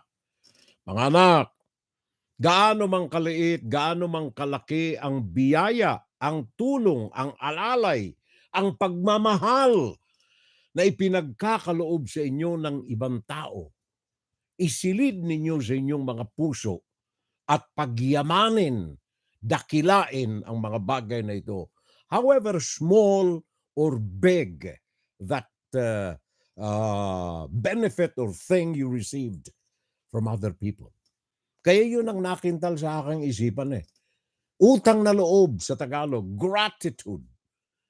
Gaano mang kalaki, gaano mang kaliit, huwag kalilimutan niya ang mga bagay na yan. Sabagat yan ay magpapayabong, magpapayaman sa iyong pagkatao at pagdakila rin sa iyo ng mga taong nakatulong sa inyo. Sa atin sa bansa, kapag hindi bigay ng China, wala eh. Naalala ninyo yung mga bakuna na galing sa China laboratory na binigay ni Xi Jinping? Mismong si Rodrigo Duterte ang sumalubong sa airport, ha? Tulong daw ito eh. Si Xi Jinping ang nagpaglaganap ng Wuhan coronavirus, tulong ba yan? Hindi tulong yan sa aking paningin eh.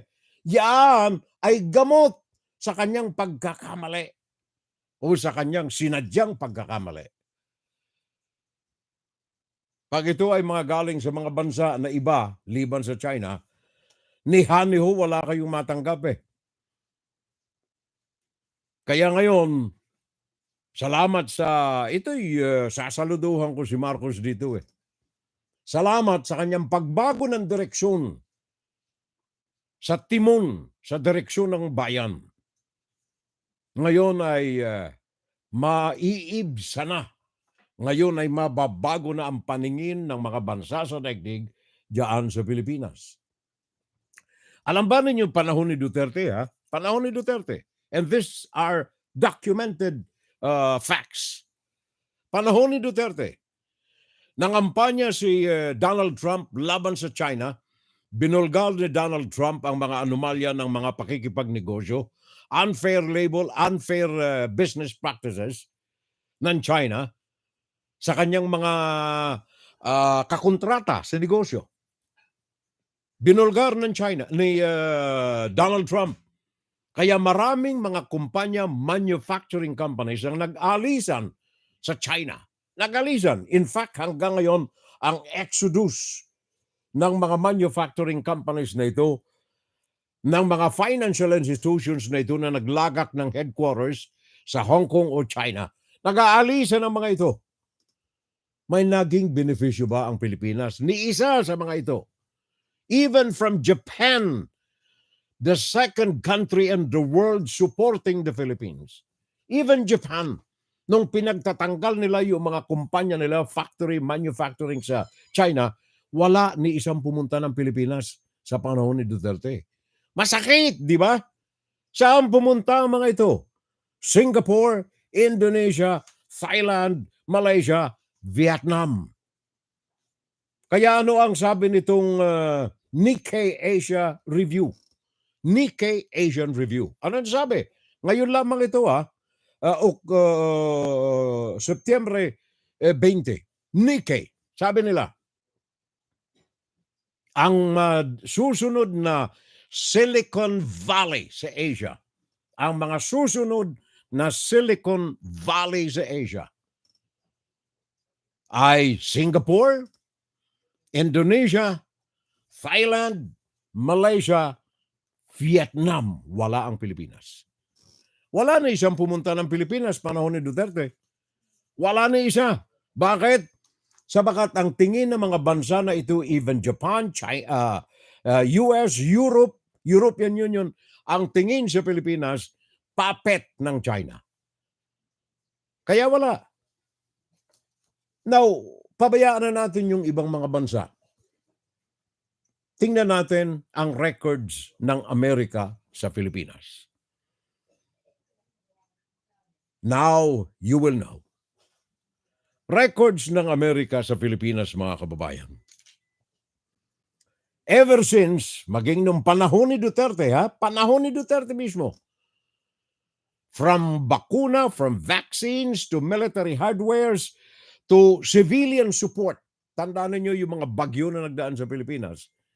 Ang unang-unang grupo ng mga tao na umalalay sa mga bagyo, gumamit ng mga helicopters, gumamit ng mga eroplano, gumamit ng mga barko sa mga bagyo dyan sa Pilipinas, ang unang-una lagi ang Amerika. Ang China, nakaalalay ni Duterte even at his time, halos puro lip-sync, puro salita, puro hausaw sa panahon ni Duterte. At least ngayon nakikita na, at ako'y very proud, not because I am here in the United States, but because we adhere to truth. Ang katotohanan lamang, nakita naman ninyo. Ngayon lamang anong tinanggap natin dyan sa Pilipinas. September 18, 2023, ang pangatlong eroplano, yung dalawa nito, diniliber na dyan, panahon ni Duterte pa. Cessna planes, para sa surveillance, sa intelligence and reconnaissance, tinanggap ng Pilipinas, mismong si Marcos ang sumalobo, ang tumanggap nito.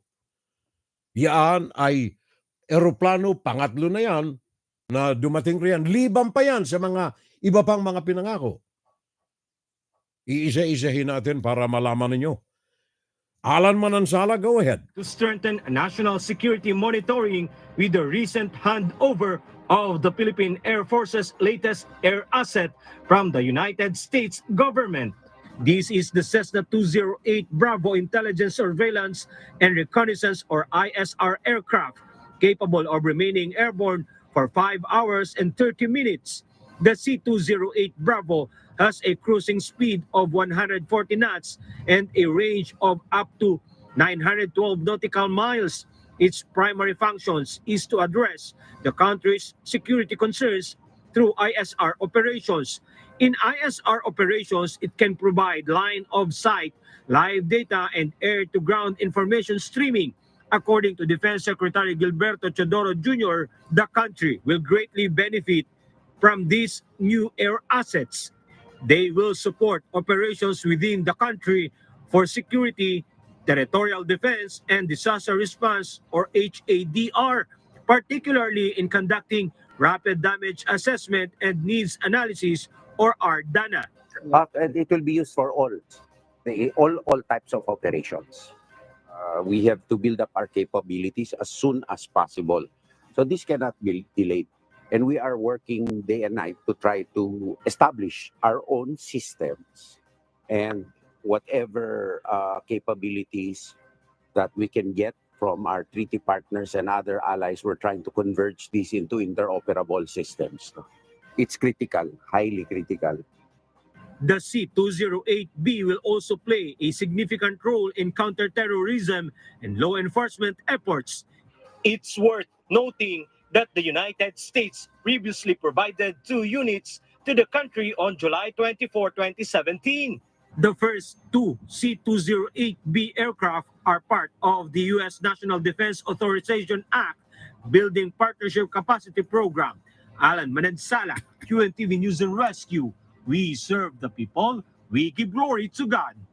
Salamat. At least huli man daw at magaling talagang naihahabol din Panahon ni Rodrigo Duterte, tigang na tigang tayo kung wala na mga wisik ng pabuya galing sa China.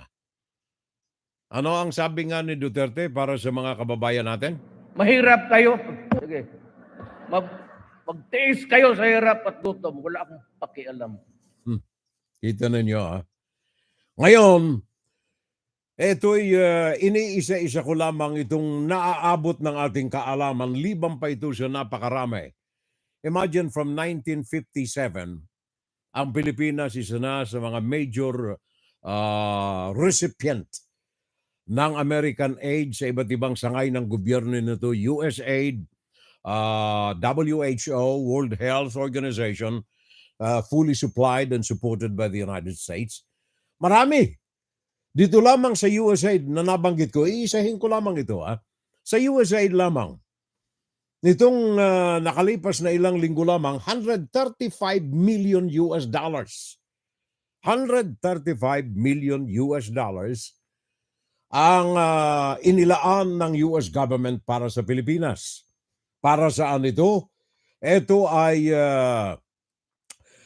para sa tulong reinforcement ng Estados Unidos sa kanilang commitment diyan sa Pilipinas para sa Indo-Pacific Region upliftment. Tulong para ang Pilipinas mabigyan ng proteksyon dito sa Indo-Pacific in competition with other countries. Naalala ninyo?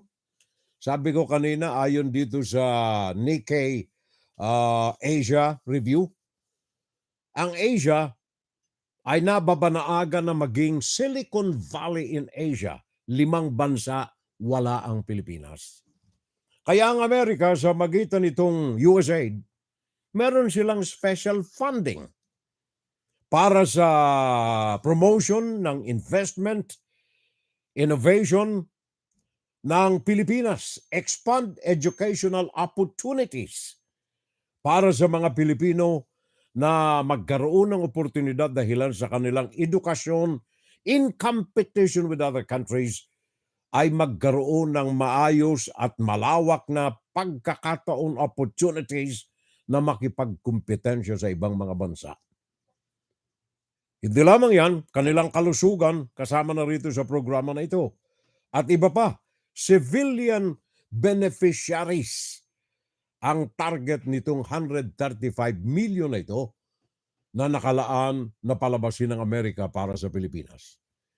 At hindi lamang yan, mga kababayan, hindi lamang yan. Natatandaan ninyo si Biden sa usapan nila ni Marcos. Ngayon ay binubuo na, halos ay buo na at magpapadala sa Pilipinas ng unang-unang mission. Ang tawag nila rito, Presidential Trade Investment Mission sa Pilipinas. Ito ay binubuo ng mga investors, ng mga manufacturing companies, mga nasa industrial businesses, pupunta ng Pilipinas at makikipag-ugnayan sa mga pinuno, counterparts nila sa Pilipinas, para mabalangkas kung ano ang mga magaganda na maipasimula sa Pilipinas in terms of manufacturing, industries, especially on technology, na wala kulelat ang Pilipinas. Indo-Pacific Business Forum ang isa pa sa mga nasa sa programa ngayon ni Joe Biden ng Amerika, na imbis na sa ibang bansa gawin in 2024, Indo-Pacific Business Forum, wala pa niya na nagagawa sa Pilipinas. Saan ginagawa itong Indo-Pacific Business Forum na ito?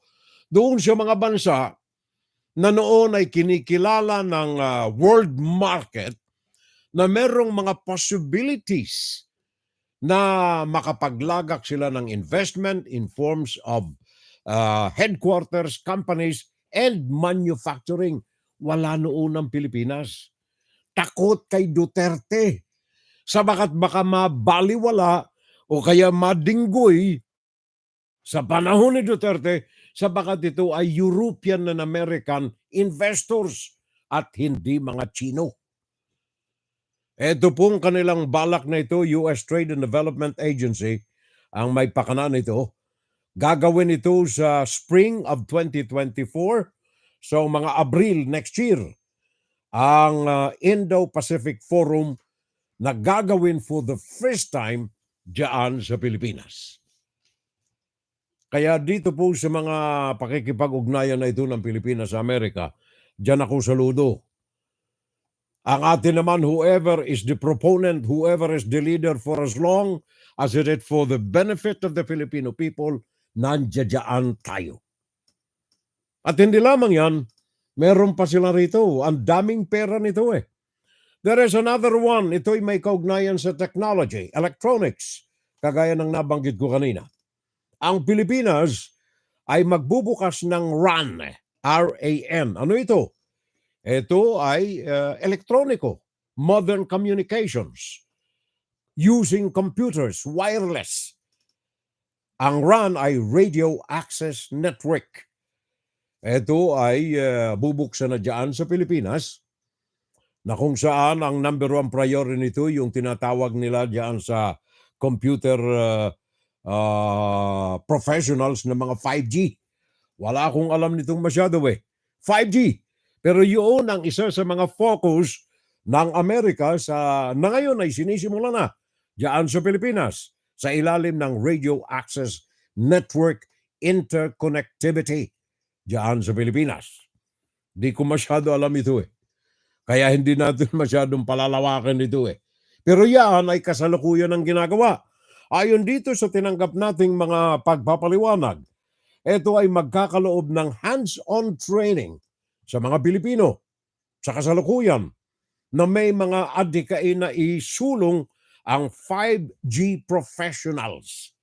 Yung mga tao, yung mga nasa labor force na bigyan ng malawak na kaalaman dito sa pagpapakalat, paggamit, and dissemination ng 5G network diyan sa Pilipinas. Kaya yung mga operators natin diyan, kagaya ng, ano ba mga involved diyan? PLDT, di ba? Yung mga PLDT, yung Smart Communication, Global Telecom, marami tayo riyan Ang mga ito ay ilan sa mga components ng grupo ng Amerika na magiging isa na pangkatin upang isulong itong advancement ng communications, wireless communications diyan sa bansa. At hindi lamang yan. Another $30 million ang pinag-uusapan natin dito. Ito naman sa larangan ng edukasyon. Hindi ho kasama riyan yung 650 million ni Sara Duterte sa Intelligence and Confidential Fund. Hindi ho. Ito'y American money ho ito. Sana ay hindi mapunta sa kamay ni Sara Duterte. Para tatakbuhin ito ng USAID, by the way. Para masuportahan ang mga universidad diyan sa Pilipinas. Mabuti na lang gawa ng ang hawak lamang ni Duterte, DepEd. Yung elementary, high school. Pagdating ng college, iba na yan. Higher education na ang may hawak niyan. Ngayon, itong USAID, 30 million ang inilaan dito, US dollars, para sa educational partnership with the Philippines. Para yung mga curriculum ng college courses at yung mga aspiring students in the field specialized by USAID under the world-class university program na ito ng USAID. 30 million ang nakalaan dito. Ito ay magbibigay ng malawak na tulong, kaalaman sa mga eskwelahan at mga eskwela na nais isulong ang world-class education ng ating mga kabataan. 30 million ang inilaan dito ng Estados Unidos para diyan sa Pilipinas. At hindi lamang yan, mga kababayan, I am very proud na ilahad ito sa inyo lahat sapagkat hindi ho alam natin ng mga kababayan natin ito Hindi alam ito, especially during the time of Duterte, sinupil ang anumang mga kaalaman na ipinagkakaloob sa Pilipinas ng Amerika. Hindi lamang sa larangan ng edukasyon, hindi lamang sa larangan ng teknolohiya, hindi lamang sa larangan ng military, ang binuksan na pintuan ng Amerika para sa Pilipinas, kundi maging sa high quality infrastructure development. High quality infrastructure development. 5 milyong dolyar ang inilaan ng gobyerno ng Amerika para sa Pilipinas, maisulong lamang ito. Bakit natin kailangan ito? Tingnan naman ninyo ang mga proyekto na natsambahan na isinailalim ng hindi tulong, utang pinansyal ng Pilipinas sa China. By the way, sa panahon ni Duterte, 29 billion pare ko o million. 29 ang pledges na tinanggap ni Duterte. Wala pang 1% ang nakarating diyan sa Pilipinas. Ang wala pang 1% na ito na nakarating sa Pilipinas na pautang ng China, ni isang kusing walang nagdaan sa kamay ng mga Pilipino, maging sa public works o mga contractors. Wala. Bakit? Sabagat itong mga proyekto na ito ng China, ang contractor Chinese, ang nagpautang Chinese, ang mga laborers Chinese. 85% ng mga laborers ng mga proyektong ito ng China, Chinese. 15% mga lokal o Pilipino. Sino ito? Ito yung mga tagahalo ng semento, mga taga-bit-bit ng mga bakal. Ito, ang mga ito, 15%. All the rest galing sa China. Yun ang tulong na pautang ng China sa Pilipinas. Ngayon, iba ito. 5 million from the United States. Ito ay para suportahan ng Pilipinas. Suporta lamang. Walang involvement dito ng mga projects. Suporta sa pagpapatingkad ng kalidad ng infrastruktura ng Pilipinas, from dam to bridges to roads, etc., etc., etc., etc. 5 million ang inilaan dito sa ilalim ng USAID. Ito ay sa partnership between the Philippine government and the United States government to strengthen government capacity to deliver high quality infrastructures in the Philippines. At hindi lamang yan, mga kababayan, maging sa mga pagtuklas ng mga natural riches ng bansa, mga mining, ang Amerika ay bibigyan ng suporta ang Pilipinas sa anumang mga proyekto nito na wala silang kikitain. Mga eksperimento, saan nandoon ng mga ginto, saan nandoon ng mga silver, saan nandoon ng mga iron. Tutulungan ang Pilipinas, walang pag-iimbot kagaya ng pagnanakaw na ginagawa ngayon ng Communist China. Malaman ninyo, matandaan ninyo mga kababayan, maging doon sa Benham Rice, nasa Pasifiko na yan. Merong mga barko na nagsasagawa ng mapping ang China diyan sa Benham sa Pacific region ng bansa. Labas na yan ang kanilang mga inaangkin sa Tendas Line, pero nandoon ang mga barko ng China. Pinaabot lamang natin yan sa ating Philippine Coast Guard sa Maritima. Ang report na yan ay galing sa surveillance ng Amerika diyan sa bansa sa Pilipinas. And of course, sabi ko na nga kanina, marami pa tayo rito, kaya lamang ala na tayong oras sa ating palatuntunan. Maging yung sa climate resiliency. Eto maganda ito, by the way.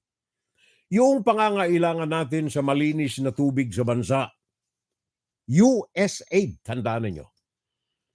Kayo mga taga-baryo, kayo mga taga-rural areas, may inilaan dyan na malaking halaga ng salapi. $100 million ang United States aid, USAID, dyan sa Pilipinas. $100 million na gagamitin for a period of 5 years upang sa kanon matulungan ng Philippine government na maibsan ang pangangailangan ng mga taga-baryo ng malinis na tubig, safe drinking water. Ang mabebenefisyuhan ito ayon sa kanilang pag-aaral na kung saan ang funding na ito ay nilaan ay mga 1.5 milyon na mga pamilya na mga Pilipino, 1.5 million Filipinos diyan sa mga rural areas sa bansa. And hindi lamang yan, yung kalusugan ng mga Pilipino, naglaan din ng American government ng 8 million, 8 milyon dolyar ang mga pinag-uusapan natin. Ito ay para sa paglaban, pagsugpo at pagbura ng sakit na tuberculosis diyan sa mga rural areas natin diyan sa bansa. Marami pa, napakarami pa. Ilan itong mga nandirito pat ala na tayong oras, nais ko lamang na ipaabot sa inyo. Nagmumukha tayong mouthpiece ng America today. Pero yung katotohanan kasi kailangang ihantad eh. Marami sa ating mga kababayan dyan, especially yung mga bulag, mga pipi at saka mga binge, na akala nila may mga benepisyo tayong natatanggap sa China. Where in fact, ang mga benepisyo na yan silently ay ginagawa ng Estados Unidos dyan sa Pilipinas. Marami lamang tayo mga vloggers, marami tayo mga nasa gobyerno, labas at loob ng gobyerno, na mga pro-Chinese kung hindi man mga komunista na sinusupi lang anumang mga ito at sinasabing propaganda ito ng Amerika laban sa China. It is okay for me na sabihin, yan ay propaganda ng Amerika. It's okay sa akin. Huwag lamang akong masabi, yan ay propaganda ng China. Sabagat sa pool, simulat sa pool pa, alam ko na ang kasaysayan ng China at ang kasaysayan ng Amerika. Sabi nga, what are we here for in the United States? Pag-aralan mo ang kultura na yung niyakap. Tumulong na mabuhay kang isang marangal at maayos na Pilipino sa lupa na inako mo na yung adopted country. It is okay for me. Wag lang akong sabihin na ang China ay ganito. Ang mga naitulong sa bansa, sa baka dyan ay malaking kasinungalingan. Inside, Kuro-Kuro, Opinion, and Saturday Live. Thank you, pare Koy. Kick Mendoza. Sabi ng kaibigan kong Bicolano, nagdadalan ako digdi padi. Yaong kami digdi sa Naga. Diyos mamalos. Belated fiesta sa mga kaimanwa. Parang Kick Mendoza. And of course, dyan sa Japan, si Linor Kurata, of course, ang ating mga dating kaalyado, hindi dati, mga kasalukuyan nating mga kaalyado sa ating FSL community. Robin Hood learned through his experiences inside the jail. Sabi ni Mirna Guillermo, ala tayo magagawa, Mariko, sabi nga, ang tanso, balutan man ng ginto ay tanso pa rin. Wala tayo mga gawa riyan. Linida Gatche Vargas Ases Balse, as usual. Sandamakmak ang kanyang mga, anong tawag nito, emoji ba? Na kanyang iniririgalo sa atin. Sabi niya, maray na aldaw po, Manay Furel. And to all your followers, God bless us always. At saka Lenny here, watching from Las Vegas, Nevada. Abo nga pala, no? Nandyan nga pala ito sapagat wala na, retire na itong ating kaibigan na kababayan, Bicolana. Kaya yung kanyang excess money sa bangko, dyan na lang muna. Las Vegas na lang. Please greet our Bicolano o Bicolnon Association of Las Vegas, Nevada. Nagselebra rin daw ng kanilang kapistahan, Our Lady of Peñafranja. Okay, greetings! At saludo at saka pagmamahal, viva la Virgen, viva el Divino Nostro. Okay, kay Maring Linida Gatche Vargas Ases Balse. And of course, yung mga miyembro ng Bicolnon Association of Las Vegas. Dito rin sa amin, Bicolandia Association of East Coast. Katatapos lang namin din ang kapistahan dito. Ngayon, ang piyesta namin ditong simula kahapon, ay ang Our Lady of Victory's Paris Fiesta. There yan. Arnel Mercado, nawala ang bilib ko, Miriam, noong kinuha niyang running mate si BBM. politikong pulpul din yan ay puro bunganga lamang. Sabi ni Arnel Mercado. Naalala mo ha? Oo, nung araw presidente, mga kandidato sila. Sino ba makasabay nito nung araw? Madami sila I think 5 Oh, hindi ko na maalala, paring Arnel. Watching from Lethbridge, Alberta, Canada. Shout out sa lahat ng mga miyembro ng Kilusan kontra China, parikoy. Jeffrey Espinajao. Paring Jeff, thank you. Binabasa ko lahat ng mga posts mo sa messaging ng Facebook. Maganda. Always well written. Magaling, parikoy. Magaling ang laman ng mga sinasabi mo. Hello po sa lahat, sabi ni Nathalie Jinx Manalili. Bagong pangalan natin, ano? Nathalie Jinx Manalili. Welcome sa ating FSL, Nathalie. Babae siya, babae. Yung litrato, babae. Okay? Sabi niya, hello po na lamang daw sa lahat. And hello to you and welcome, Nathalie. Nathalie Jinx Manalili sa ating FSL. And of course, ang aking kapatid, si Ate Nens, meron kaya rito mga silent audience tayo? Sandali ha, bago ko puntahan yung iba pa. Baka may mga Nixon Torres, naandyan pala. Happy weekend na lamang, Fiorel, sabi ni parang Nixon Torres. And then, Rodolfo Rania Eusebio.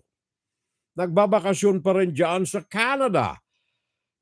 Paring Rudy, thank you. Diyos mabalos. Ito ang gusto kong maging leader since nakadaw-daw na ito sa politika, magaling ang kanyang performance Rodolfo Rania Eusebio. Dati rin kapatid natin sa hanabuhay, di kalidad ang tao na ito. Pare koy. At saka regard sa buong pamilya riyan Paring Rodolfo Rania Eusebio dyan sa I think saan? Sa Manitoba ba ito? Sa Canada. And of course, ang aking kumparing tunay. Totoong kumpare naming tunay ito. Ang aming city assessor dito sa Jersey City. Paring Ed Tolosa. Ang anong tawag niyan? Anong tawag ni Father Vic? Ni Father Vic. Ni Judge Vic kay Ed. Macho. Macho guwapito ng Pampanga. At saka kay Marin Didi, sabi ni Manay, kumusta na lamang daw sa buong pamilya.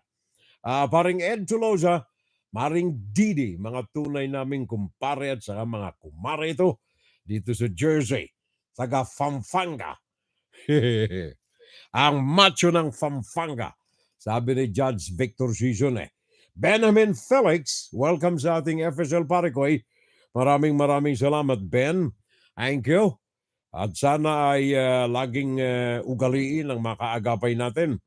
Dito sa ating palatuntunan kasama na si paring Bonifacio Anyo Nuevo. Boni, good morning. Maraming salamat. Bonifacio Anyo Nuevo. At saka Lens Wads. Bagong pangalan din natin ito. Thank you sa alalay, Lens Wads. I don't know kung ano ang kanyang tunay na pangalan. At saka paring Sok Efren de Marano, welcome back again. Thank you for the company. Paring Sok Efren de Marano. At saka Nathalie Jinx Manalili, Jimmy Alcano Parikoy. Thank you. Maraming salamat. Rogelia Briones. Nandiyan pala itong ating kaibigan Thank you, Rogie. Rogelia Briones na andyan din. Jimmy Alcano na andyan din kaagapay natin. At saka Medi Foster Loza. Tahimik lamang itong Medi natin. Lagi natin kaalala ito pero tahimik siya. Nakikinig lang. Kanyang tinitimbang-timbang yung mga sinasabi natin. Tama ba? Mali. Propaganda na? O kaya facts? Yun. Yan si Medi. Medi Foster Loza. At saka of course si paring anong tawag niyan? Rolando Bawa. Ben Magbuhus na andyan din. Thank you sa lahat ng mga kaagapay natin. At yung mga naandyan nga pala sa YouTube, good morning po, Fiorel. sabi ni Leonor Curata, at saka si Adet Poloput. Hello po na lamang Furel, sabi ni Adet Poloput. Diyan sa YouTube siya. At saka si paring Fernando Constantino. Nandyan din siya sa YouTube. By the way, kung kayo po'y nandyan sa YouTube, paki-subscribe naman. And then hindi lamang subscribe, paki-like, and then paki-share na lamang. Thank you very much. At dyan natin winawakasan itong ating bahagi na ito. Inside, Guro-Guro, Opinion, Pan Saturday Live. Nasa huling bahagi na tayo ng ating Fun Saturday Live. Fun Saturday Live. Saturday Live.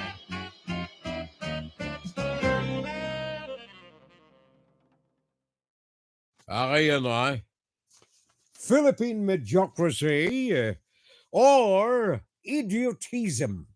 Matindi, pare ko. Bigat. Mabigat. Rule by mediocre people ba? Or group of people? Or merong severe mental retardation? At hindi yan, pare ko, nababanggit natin yan sapagat Puso ko, sa bayan ko. There you are. Ang puso natin nasa bayan natin hindi natin pwedeng ipag-isang tabi ito. Kaya tayo'y nananawagan.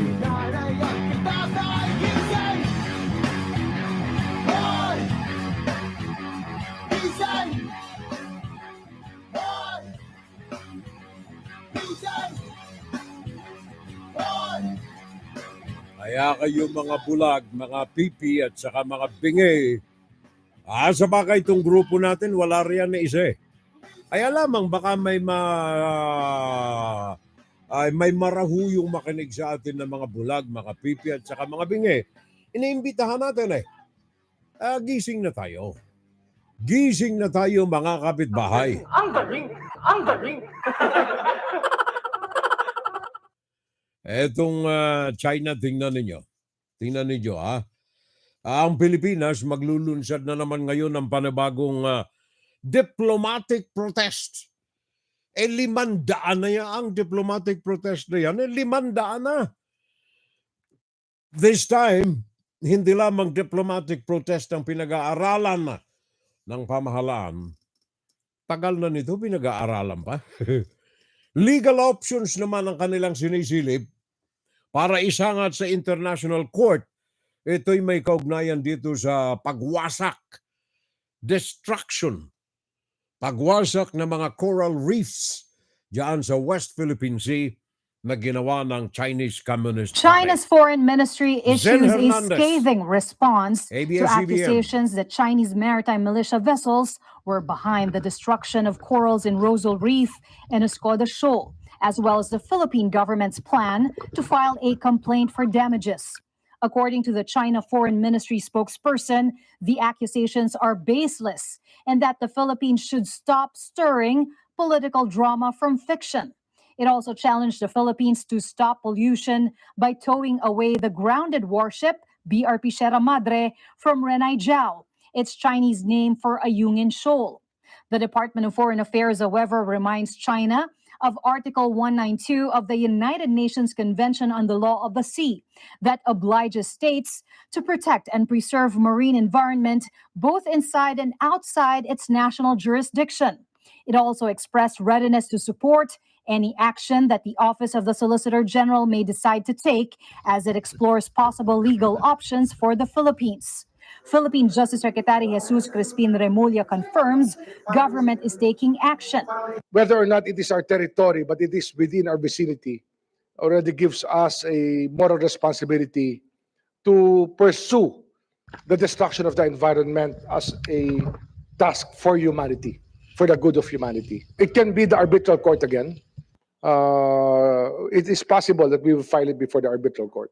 Former Defense Secretary and Senator Orly Mercado, who ordered the grounding of BRP Sierra Madre in Ayungin Shoal as a response to China's illegal occupation of Panganiban Reef, pointed out how China is obviously trying to justify its wrongdoings by attempting to shift the blame to others, adhering to the bully's motto that might is right.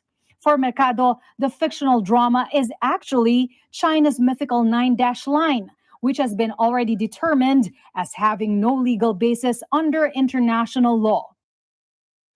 Thank you, Zen Hernandez ng ABS-CBN. Alam mo etong mga pantatarantado ng China sa Pilipinas, ano ha? Meron akong tinanggap na report na dumarami ngayon na mga nag-a-apply bilang mga sundalo, mga Navy natin sa bansa. Very good. There is a good sign of patriotism, pagmamahal sa bayan. Sabi rito, sabi ni Major General Joseph Ferros Cusyon, ito'y commander ng Naval Reserve Command. Sabi niya, dumarami ang mga nag-a-apply Navy sa bansa. Total number of classes in their 8 training centers nationwide. Ayon sa kanya, nito lamang na Hunyo 2023, ang ating Naval Reserves. Masaya ako dito. 1,248,009. Mas malaki ito sa Philippine Navy. No. Tama. Mas malaki ito sa actual Philippine Navy number of 245,758. So bilang karagdagan dito sa bilang na ito, 1/4 ng total, itong karagdagan 1,248,009 ay mga bagong mga overflowing applicants, volunteers sa ating Philippine Navy. Good, very good. Ganyan, lumalaban tayo kahit sabi nitong mga pro-Chinese, wala tayong kalaban-laban yan eh. Inaamin naman natin na inferior tayo sa mga armas, pero nandiyan ang pagmamahal. Kagaya sa Ukraine, for example. David and Goliath ang Ukraine, pero ano ngayon? Nadadapa na ng husto ang Russia. Gawa ng determinasyon ng mga Ukrainian. Yung mga Chinese dyan sa Pilipinas, ipatapon na natin. Once na sila'y lumabag sa batas, wag naman yung lahat. Pag lumabag sila sa batas ng Pilipinas, pagdusahan muna nila ang kanilang mga nilabag na batas sa Pilipinas, pagkatapos ipatapon natin, di ba, Medi? Medi Foster Loza, Manoy. Busy lang po, kaya nakikinig na lamang ako. Thank you na lamang for recognizing. Bait naman. Mabait si Medi. Medi Foster Loza. Diyos mabalos manay. Mga G sana kung may mga saradit na problema. Si paring Rudy, Rodolfo Rania Eusebio. Nagsalita siya eh. Sabi niya, Manoy, hindi pala Manoy, si Medi na pala yun eh. Sabi ni paring Rudy Rania Eusebio, sabi niya, ang ginagawa ng China diyan sa West Philippine Sea ay isang psychological warfare. Correct, pare ko eh. Good analysis. Upang yung mga edutism na leaders ay mag-away-away sa Senado. At habang nagbabalitaktakan sila, ay nakikilala ng China kung sino sa kanila ang pro at anti-Chinese. At taking the opportunity na magtayo sila ng mga struktura diyan. Salami tactic, pare ko. Pabayaan natin sila'y maging abala sa kanilang balitaktakan riyan. Yun ang ginawa sa West Philippine Sea. Habang si Gloria Macapagal-Arroyo at the time ay abala sa kanyang pakikipagnegosyo sa China, yung China naman unti-unti nang nagsusurvey sa West Philippine Sea. Unti-unti na. Paghating gabi, walang nakakita, nagtatambak ng buhangin. Yun ang ginawa. Salami tactic ng China. Until now, China is applying the same method. Kaya bantayan ninyo ang Benham Park, parekoy. Ang nagustuhan ko naman dyan kay Senator Miriam Defensor, noong nag-privilege speech siya sa Senado, ang sinabi niya daw sa mga kapwa niya politiko, we are all for good governance and yet international community condemns us all. Number one corrupt countries in the world. Parang sok. Tutuloy ko na. Pakinggan mo ito. Ngayon, kung lahat pala tayo honest, why is the Philippines often, or if not all the time, why is the Philippines always ranked as one of the most corrupt countries in the whole world? Nagpapakalinis kayo? Aba kung malinis pala ang mga opisyalis natin, bakit palagi tayong nililista ng Transparency International as one of the most corrupt countries in the world? Magtitingnan tayo? Sino kaya dito? That is a problem with this country. We're all for honest government, and yet the world condemns us as one of the most corrupt countries in the world. That's why it is difficult to win in any international election, in any international campaign, because the Philippines, among others, has a reputation of being a corrupt country. Isip ng iba, kung corrupt ang kaya na yan, walang matinong lalabas dyan. Walang matinong ibuunga yan. Bigyan nyo ako ng sapang buhay. Panginoon, bigyan mo ako ng sapang buhay. At imbestigahin ko lahat, isa-isa. Dito sa Senado, sa House of Representatives. Tignan natin. Thank you. Ayan si Yumaong Miriam Defensor Santiago, pare ko. Paring Rodolfo Rania Eusebio. Itinago ko yan eh. Kasi isa sa mga para sa akin, I don't know how sincere or just a way to voice out what she has in mind. I don't care. Ang message is maliwanag eh. Marami sa atin dyan, mga ipokrito eh. I'm sorry sa terminolohiya. Marami talaga dyan na nakaupo sa gobyerno, ipokrito eh. Robin Padilla na lamang. Alam mo ako makabayan ako. Laban ako dito sa mga dynasty. Sinong sinusuportahan ito? Duterte. Ano si Duterte? May dynasty Duterte, yung anak niya, vice-presidente, yung anak niya, congressman, yung isa mayor, yung isa consular.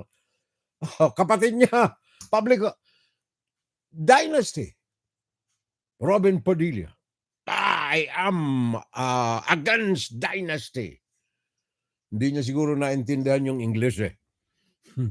Kaya ganun eh. I hope this promise of Biden will run through to form for the benefit of our kababayans. Let's throw back those years when we under Commonwealth Government of America. Binabasa ko lang kay Maring Mirna Guillermo ito eh. Happy weekend po, Furel, sabi ni Nixon Torres. Alam mo, sabi ko nga kanina, patapo natin itong mga balasubas na mga inject. Ipatapo natin. Pag nagkasala sila, they are dayuhan, they are foreigners in the country, gumawa sila ng labag sa batas, pagdusahan nila muna sa preso. Pagkatapos na magdusa sila sa preso, ipatapo natin itong mga hudas na ito. Kagaya nitong mga Chinese na itong mga miyembro ng Pogo. Philippine Offshore Gaming operators na ito. Pogo, diyan sa Pinas. Sandamakmak sila. Ngayon itong huli, 76 riyan, mga Chinese, ay pinadeporta na. Pinadeporta. Pakinggan natin sandali. Meron tayong report dito kay Harleen Delgado ng UNTV. Pakinggan natin sandali para mas naiintindihan natin itong mga ito. Deportation of Pogo workers from SA Rivendell Global Gaming in Pasay, raided by authorities last August 1, has already commenced earlier today, September 22. The said batch comprises a total of 76 people, all of whom are Chinese nationals. They were accompanied by 6 officials from the Presidential Anti-Organized Crime Commission, or PAOCC, Philippine National Police, and prosecutors until they were transferred to the Chinese government. since the POGO lost its license, these foreign nationals don't have any reason anymore to stay here in the Philippines. Thus, since they have no more working visas, they're all dubbed as undesirable aliens. They are here illegally now. The Philippines also turned over significant evidence collected against the POGO workers to China. The Chinese government is responsible for deciding what to do with their citizens once they are repatriated to their own country.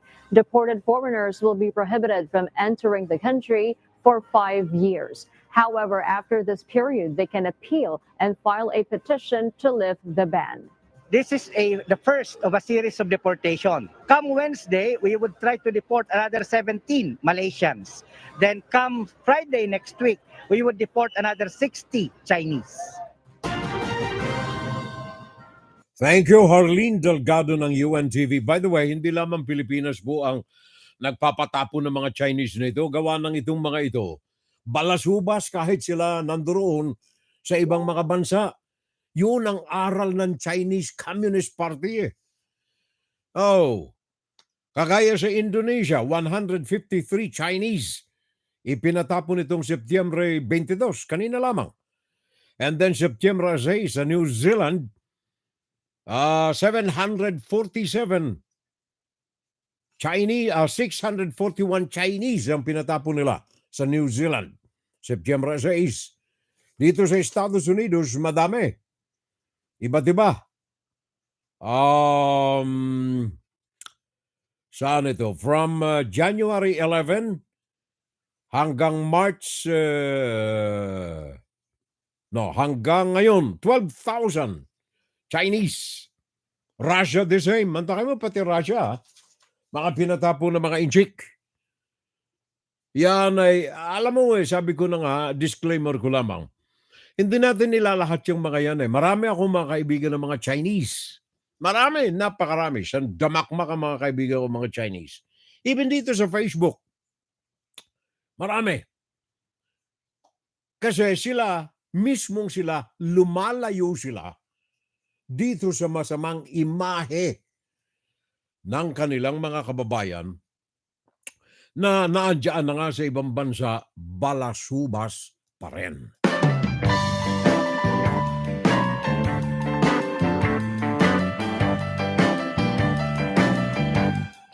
I'm just calling. Kalimutan lang muna natin kahit saglit.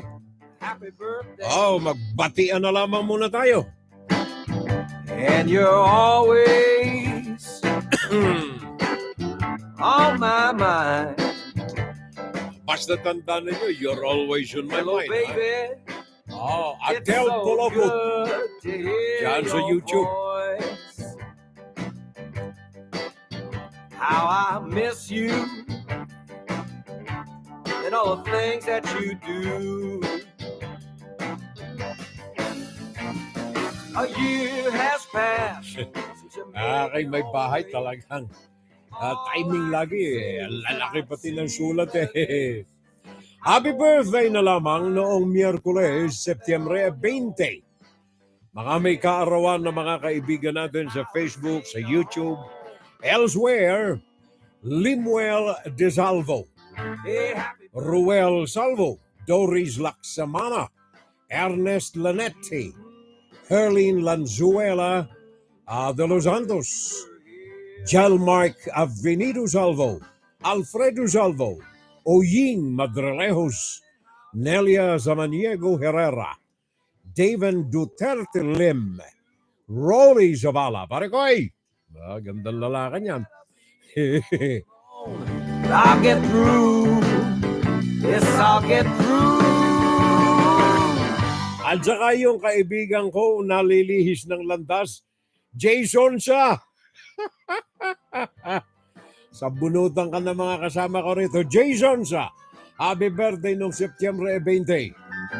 And of course, ang tunay kong kaibigang kapatid sa hanabuhay, kasabay-sabay natin ito sa Manila. Paring Ray Langit. Ray Langit. Kaakbay ko ang langit. Ray Langit. Happy birthday. Noong araw ng Miyerkules, Setyembre 20.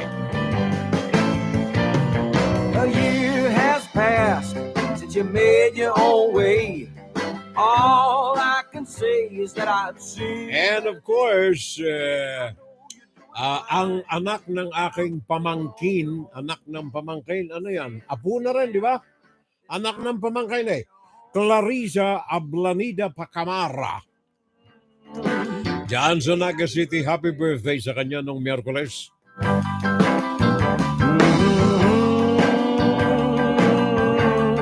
I wish you were here. At saka nung araw ng Webes naman ang mga celebrants natin na 20 ito. Nung araw ng Webes, Mike de la Cruz, Bajong Salvo, Dandoy Fuentes Salvo, Daviel Ketala Salvo, Lynn Salvo Dandoy. Pareho ito yung una. Dandoy. Anastasia Cua Aragon, Trixie Perez, Aida Pam, Manilen Rotakyo. And of course, ang aming minamahal na panganay na baby, Maria Hilda Lidwin Pante Salvo Tapalia. Hindi pwedeng mabawasan ang apelyido. Magagalit si Mrs. Buo pati. Setyembre 21. Maria Hilda, pangalan ng asawa ko. Hilda. Maria Hilda Lidwin Salvo Tapalia. Pante pala. Kalimutan ko. Nakakalimutan ko tuloy. Happy birthday, baby! Yan ay nung araw ng Webes. And then kahapon Friday, September 22, Tuts Barnueva Jr., Trixie Fuerte Marcelo, Merly Bunayog, Art Michelle, Pancho Piano, and of course, ang aming panganay na gentleman. Ang aming panganay, kahapon birthday niya. Bubuhin ko na rin ang pangalan Pangalan ng misis ko nandoon Anthony Fiorello Alain Salvo. Happy birthday, ang aming original big boy sa family, ang aming panganay. Happy birthday kahapon. Take it from all of us. Mga bati sa aming mga anak. And then today's Saturday. Eto na. Mga big time nating mga may kaarawan ngayong araw na ito. Ang aking asawa talaga, may sinusulong dito Nabati ko na ito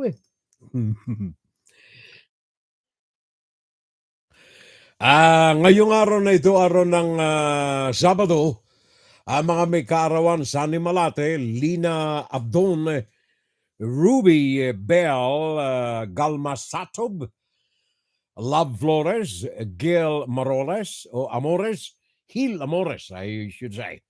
Hil Amores, Estrella de Leon, Razel Salas Tapulayan, Princess Ryla Jane Manuelo Hilado. Haba rin ang pangalan, At saka ang aming magaling na photographer dito nung araw, paring Leo Bellarmino na naandyan na sa Pinas. At saka ang aming leader namin, community leader Sonia Cadayona Balandra, birthday today. Maraming salamat. And then bukas naman, Julian Robin, Sally Kapukaw, Colleen Uy Alcazar. Mali, Alacar. Colleen Uy Alacar, Marco Alejandro, Pancho da Silva Martinez, Carla Varga, Conchita Soriano. Asawa ng aking pamangkin dyan sa Pandaluyong. Conchita Soriano. Salvo. Diyan sa Mandaluyong.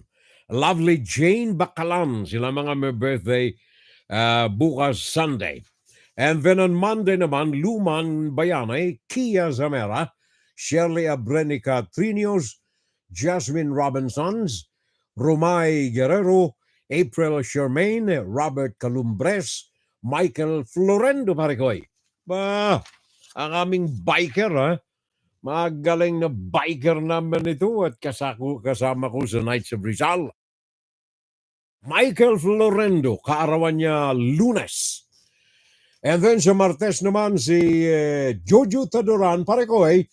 Si Jojo na andyan sa Canada, Bicolano rin ito Pare Joe, nakikinig ito lagi sa atin, tahimik lang Jojo Tadoran, birthday niya sa Martes, 26 ng Septyembre, at saka Liza Reliosa.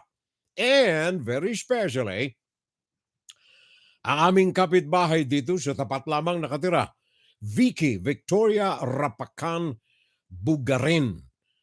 Ang pagbati galing sa kanyang esposong guwapo. Esposong guwapo. Happy birthday raw, Maricoy. Victoria Rapakan Bugarin.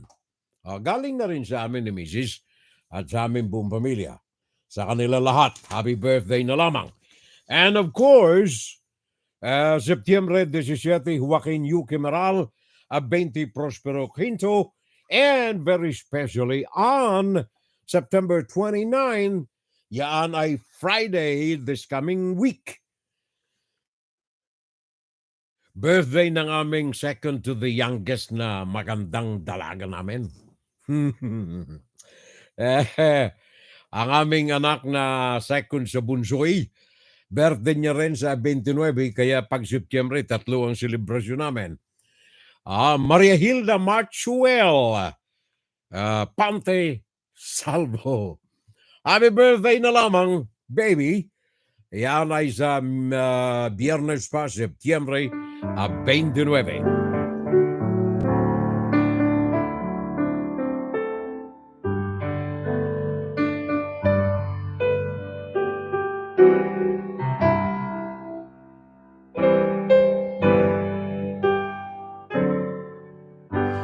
Happy birthday daw kay Elaine, Anthony Elaine, sabi ni pareng Jundi T. Valencia.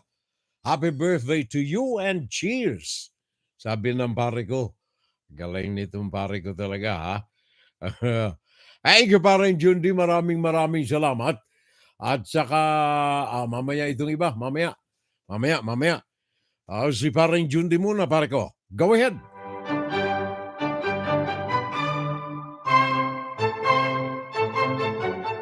Sa mga residente at mga bumibisita sa Pampanga at Bulacan, kung may okasyon o wala man, kung ang hanap ninyo ay masasarap na breads, cakes, or pastries, tandaan ang pangalan, Armenia's Bake Shop.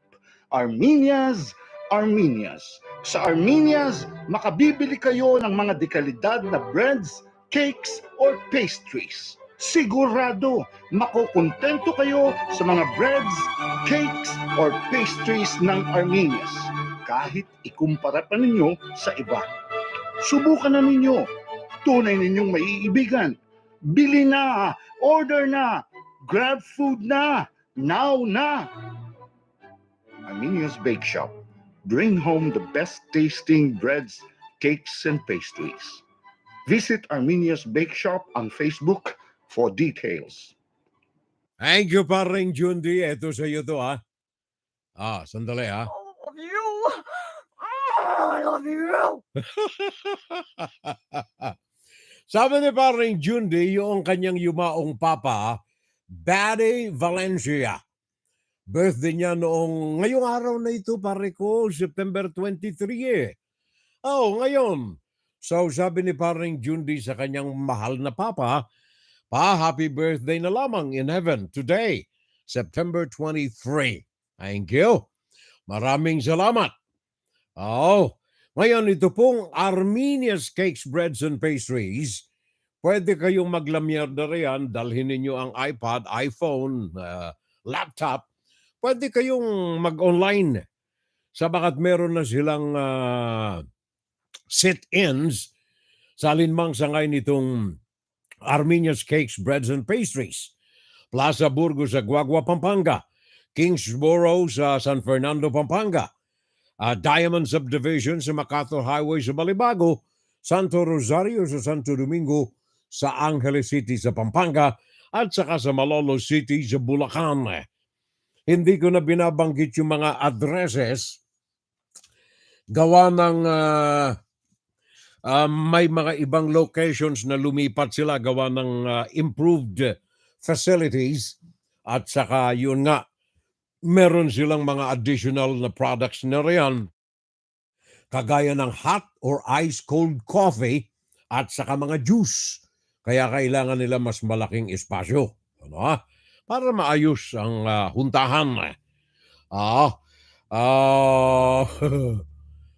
Advance ka rin yan pa rin, Jundi. Sa amin dito, 23 lang. Kaya ngayon, ang birthday ng iyong papa. Kaya ang dapat gawin ng mga legislators natin, sabi ni paring Rudy, Rodolfo Rania Eusebio, ay budgetan na nila ang West Philippine Sea upang mailabas na nila ang tapang-tapang na magtayo ng structures katulad ng mga airstrips, mga buildings para sa ating armed forces, para sa ating mga mangingisda. Iwanan muna ang budget hearing ng Office of the President, Vice President. Sana marinig natin sa Senado, I move. Hindi pala. Sana marinig natin sa Senado, I move to terminate the budget for the West Philippine Sea. Sabi ni paring Rudy, tama yan pare ko eh.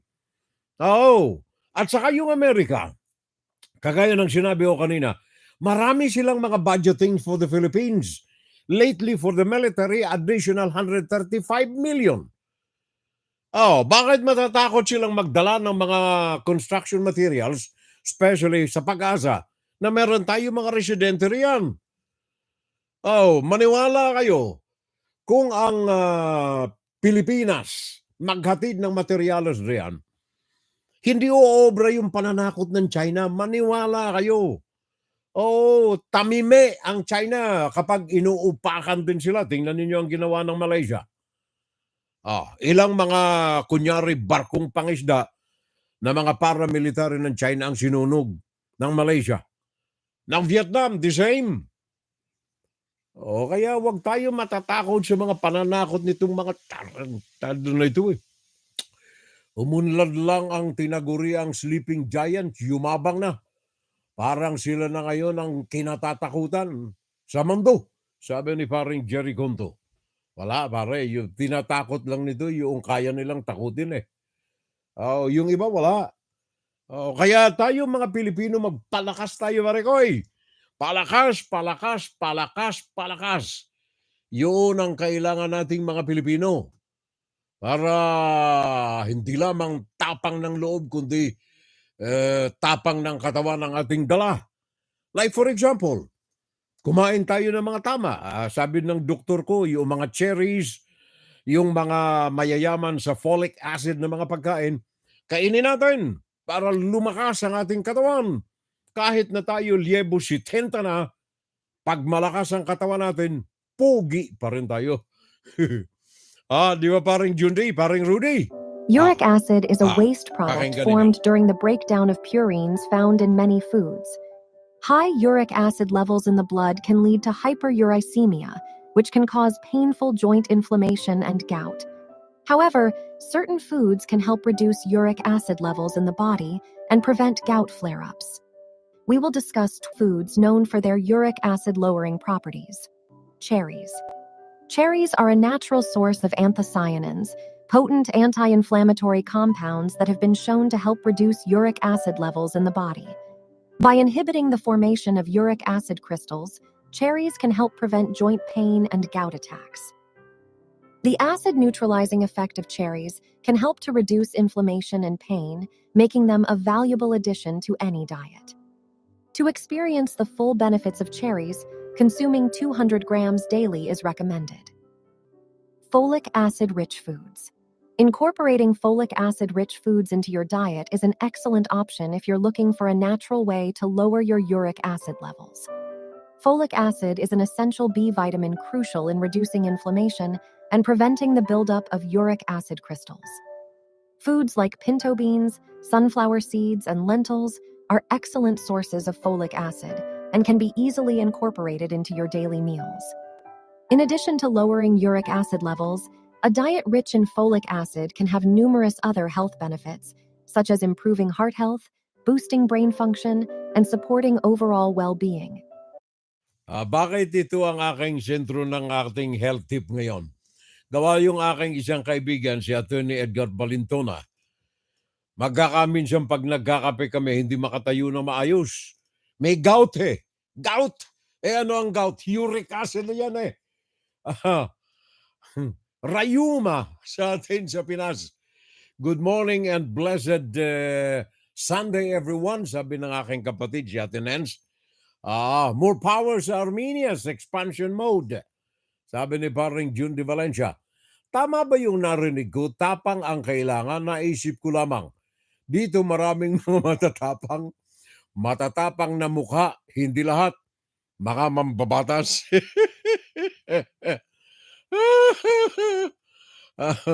Kahit matapang pare, kung niyay rayuma, delikado. Kumain tayo ng apple, skimmed milk, coffee. Yan ang sabi ng doktor ko eh. Mansanas. An apple a day. An apple a day. And then hindi lamang yan, yung skim milk, ayoko niyan. Pero sabi ng doktor pwede eh. Kaya kunin, inumin eh. At saka kape. Ito, kape. Dalawang uri itong kape ko eh. Isang cinnamon tea at saka itong black coffee. Pakinggan natin. Meron ito. Sige. Uric acid is a Go waste ahead. product formed during the breakdown of purines found in many foods. High uric acid levels in the blood can lead to hyperuricemia, which can cause painful joint inflammation and gout. However, certain foods can help reduce uric acid levels in the body and prevent gout flare-ups. There you are. We will discuss foods known for their uric acid-lowering Ito properties. na. Pakinggan natin. Apples. Apple. Apples are a rich source of malic acid, a natural substance that can help neutralize uric acid in the body.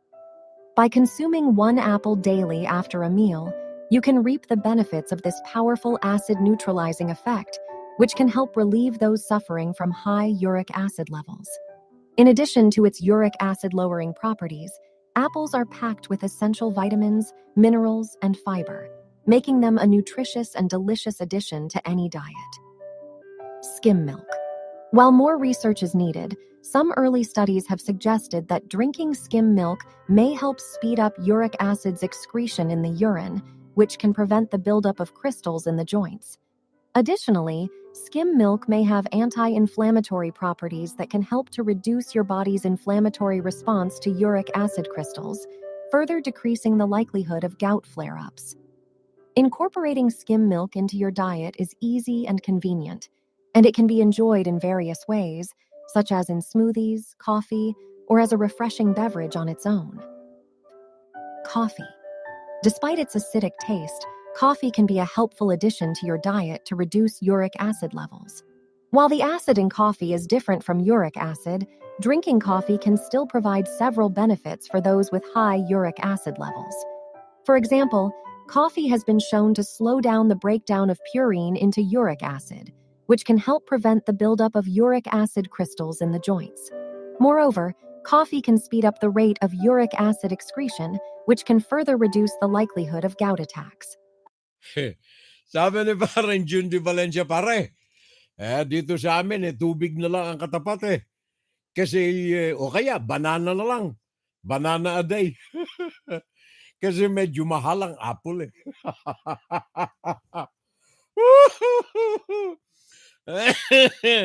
Sabi ng pare ko yan parang June de Valencia kape pare, okay na. Meron tayo, alam mo, hinahanap ko dyan yung kapeng barako eh. Yun ang aking hinahanap dyan, kapeng barako. At saka, para maayos pare ko, galing nga pala kami sa doktor ng isang araw ni Manay. Ang tawag sa akin ni doktor ito na. Pakatapos ka Manay Sabi kay Manay, ito, ganito. Tapos, dinawag na ako. Ito na, si Mr. Malakas. Ito na, si Mr. Malakas. I don't know kung may sarcasm dun si doktor sabi niya, maganda itong test mo ngayon Bumuti. Yung akin daw na sugar bumuti. Okay, maganda itong A1C mo pare ko bumaba. Sabi ko, doktor, okay na ba? Okay na. Ano bang unit jam? 7.4?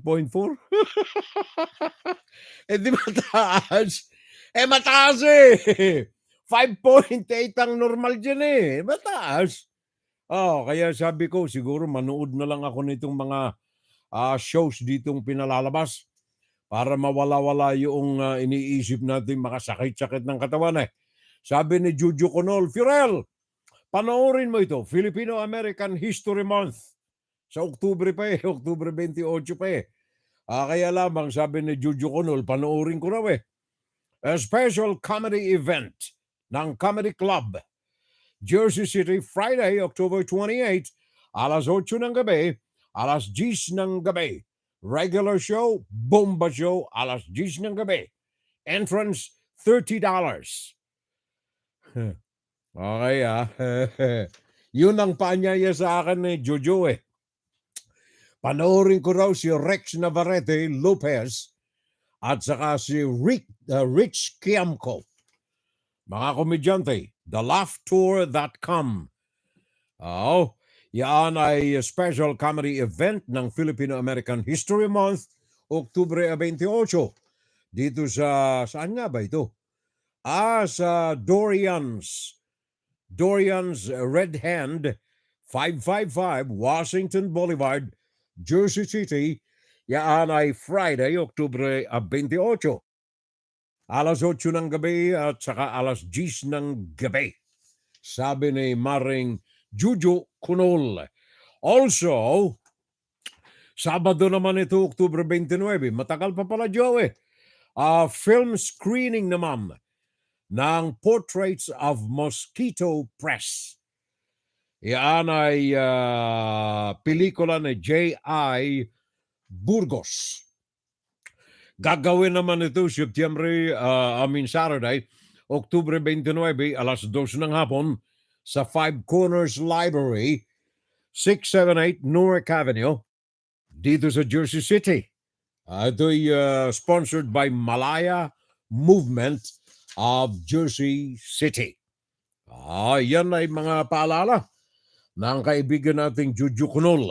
Uulitin natin yan. Anyway, yung mga yan ay Oktubre 28 at saka Oktubre 29 pa. Medyo may katagalan pa. Ulitin natin yan. Pakinggan si Fiorel Salvo tuwing Sabado dito sa FGS Web Radio para sa mga Pilipino.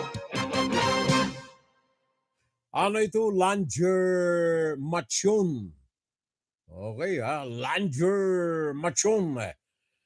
Kinasuhan na pala dyan sa US si Bautista. Binalita natin pare kanina. Balikan mo yung unang bahagi natin, first hour ng ating Fun Saturday. Naandyan ang detalye nito. Kaya pala laging panalo sa bidding ang Smartmatic ay nanunuhol para sila mapili ng voting counting machine. Sila ang involved dito, bagaman hindi ito binanggit ng I think Rappler yung naglathala nito, pero hindi binanggit. Pero sila ang at that time ang kinuha sa ilalim ni Mr. Bautista na ngayon nandirito sa Amerika, sinampal kaliwat kanan ng kaso ng US District Court. Yan ang maganda rito sa Amerika. Walang sinisino rito eh. Alam ba ninyo na, dito sa Amerika, sandali meron din ditong kinasuhan eh. Sinampal ng kaso ito dito mismo pati ito sa amin, sa New Jersey.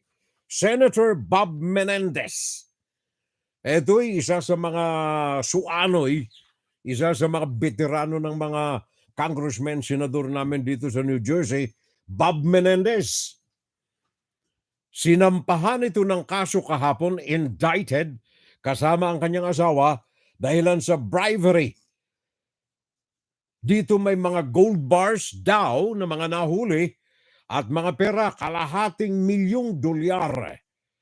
Bob Menendez, sinampahan ng kaso, sinampal kaliwat kanan ng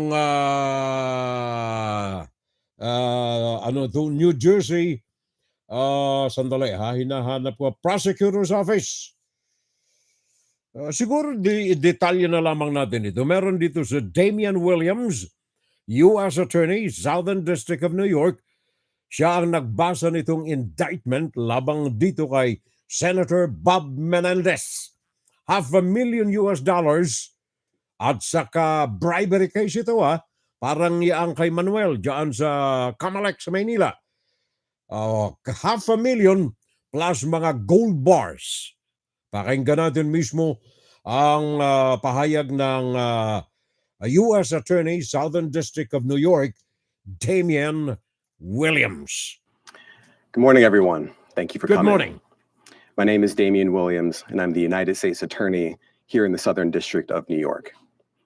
Today, I'm announcing that my office has obtained a 3-count indictment charging Senator Robert Menendez, his wife Nadine Menendez, and 3 New Jersey businessmen, while Hannah, Jose Uribe, and Fred Davies, for bribery offenses. The investigation that led to these charges has been run out of the Southern District of New York. The indictment alleges that between 2018 and 2022, Senator Menendez, the senior U.S. Senator from New Jersey, and the chairman of the Senate Foreign Relations Committee, and his wife Nadine Menendez, engaged in a corrupt relationship with Hannah, Uribe, and Davies. The indictment alleges that through that relationship, the senator and his wife accepted hundreds of thousands of dollars of bribes in exchange for Senator Menendez using his power and influence to protect and to enrich those businessmen and to benefit the government of Egypt. The indictment alleges that Hannah, Uribe, and Davies provided bribes in the form of cash, gold, home mortgage payments, a low-show or a no-show job for Nadine Menendez, a Mercedes-Benz, and other things of value to the senator and his wife. Now, constituent service is part of any legislator's job. Senator Menendez is no different. And as we explain in the indictment, there are things that Senator Menendez says he can do for his constituents and things that he says he cannot do for his constituents. He put it all on his Senate website. But we allege that behind the scenes, Senator Menendez was doing those things for certain people, the people who were bribing him and his wife. Thank you. Napakinggan ninyo mga kababayan. U.S. Attorney, Southern District, alang iba kundi si Damian Williams. Sabi ni paring Jundi, teka bro, merong sinisino riyan sa Amerika rin, Hunter Biden. Pare ko, nasa leeg na rin ang indictment dito ni Hunter Biden. Sabi niya, ang DOJ, FBI are now being weaponized in politics. Wala na rin pare ko. Naandyan na rin sa kanyang leeg ang mga kaso laban sa kanya. At inaantay na lamang natin itong formal na mga paglalahad galing mismo sa pamahalaan. Huwag sa pamahalaan. Hanggang maaari kinakalsuhan. Di ba sa atin may tawag yan? Pag yung kotse medyo nakatagilid ang pagkakaparada, kinakalsuhan para hindi dumaus-dus Pero yung mangyayari at mangyayari rin, itong mga kaso labang kay Hunter Biden. Kagaya dyan, pare ko isa kwan. Sandali meron pa ba akong nakaligtan? Kagaya na lamang dyan sa Ukraine. Nung araw, ay pinagbabawalan ng Ukraine na ano yan, Barako Senkusem. Sabi ni Jundi sabi ni Jundi Valencia, Barako ang kape ko. Send ko sa messenger yung photo pala Akala ko pare ko, send mo sa LBS Cargo. LBS Cargo ba yun? Send ko sa messenger yung photo ng Barako Coffee. Arthritis, meron na rin ako niyan. Ang hirap maglakad, umupo at saka tumayo. Kailangan dahan-dahan lamang, sabi ni parang June de Valencia. Kaya maupo ka na lang, pare ko. Maupo ka na lang, kunin mo yung gitara, kunin mo yung ano ba yung ginagamit mong app dyan. Kumanta ka na lang para maragdag doon sa aking koleksyon. Sinabi ko kanina yung Ukraine, pare ko. Yung Ukraine. Noong araw, ayaw nilang pinipigilan sila na gumamit ng mga armas donated sa kanila upang bombahin ang loob ng teritoryo ng Russia. Well, nito mga nakalipas na mga araw, ilang mga military depot from within the Russian territory ay pinaulanan nila ng mga bomba. And of course, doon sa mga occupied ng Russia sa loob ng Ukraine, lately, ang tinitira nila ang isa sa pinakang major naval bases ng Russia diyan sa neighborhood ng Russia, ang Sevastopol. Nakita ninyo yung tulay na nag-uugnay ng Ukraine sa mainland Russia, kanila nang tinatarget. Ngayon naman, mga barko na nakadaong diyan sa Sevastopol, at hindi lamang mga barkong nakadaong, kundi yung mga barkong lalayag-layag diyan sa karagatan ng Black Sea. Katie Polgrace, CNN, pakinggan natin ang report. Breaking news, Ukraine launching a missile attack on Russia's naval headquarters. You can see the smoke rising. This is the city of Sevastopol.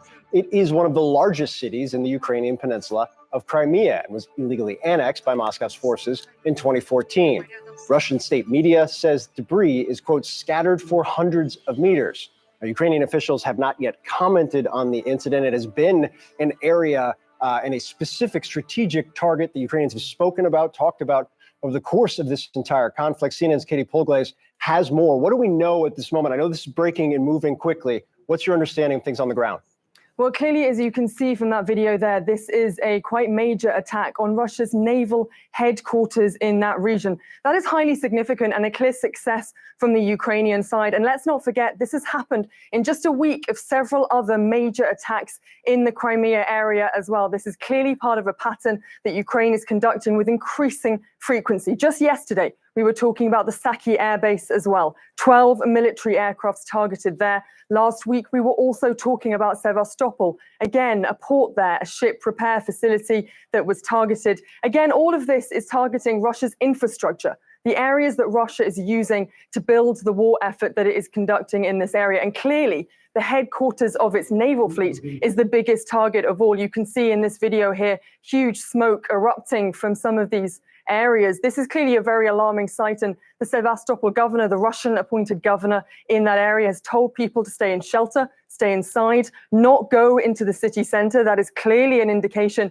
that they still see it as quite dangerous. There's also indications that the debris has scattered quite wide as well, about 100 meters around the area. So clearly quite a major attack that we're seeing happening right now. Thank you. Maraming salamat. Yan ay kinuha po natin yan kagabi, mga kababayan. Ang Ukraine ay hindi pa kinukumpirma yung pambubombang yan diyan sa Black Sea. Now, here's the latest. May kaugnayan pa rin diyan sa pananalakay ng Ukraine sa mga naval forces, mga barko ng Russia na nag-a-attempt, nagtatangka na lumabas sa Black Sea galing diyan sa Sevastopol. New developments this morning out of Ukraine. Ukraine claiming responsibility for a fiery attack on the headquarters of Russia's Black Sea Fleet in Crimea. New video is coming in showing that plumes of smoke just coming out of the buildings in the aftermath of this strike. Ukrainian officials are warning the Russian Black Sea Fleet could be, quote unquote, sliced up like a salami, is how they're saying it, if they don't surrender the Navy headquarters. So far, one Russian soldier is reported as missing after this latest attack. CNN's Katie Polglaze is tracking this from London for us. Well, as you mentioned, clearly we are now hearing that Ukraine is taking responsibility, and the language is quite astonishing. You mentioned cut up like a salami. Well, hear this. They say as well that Russia has two options for the future of its Black Sea Fleet: voluntary or forced self-liquidation.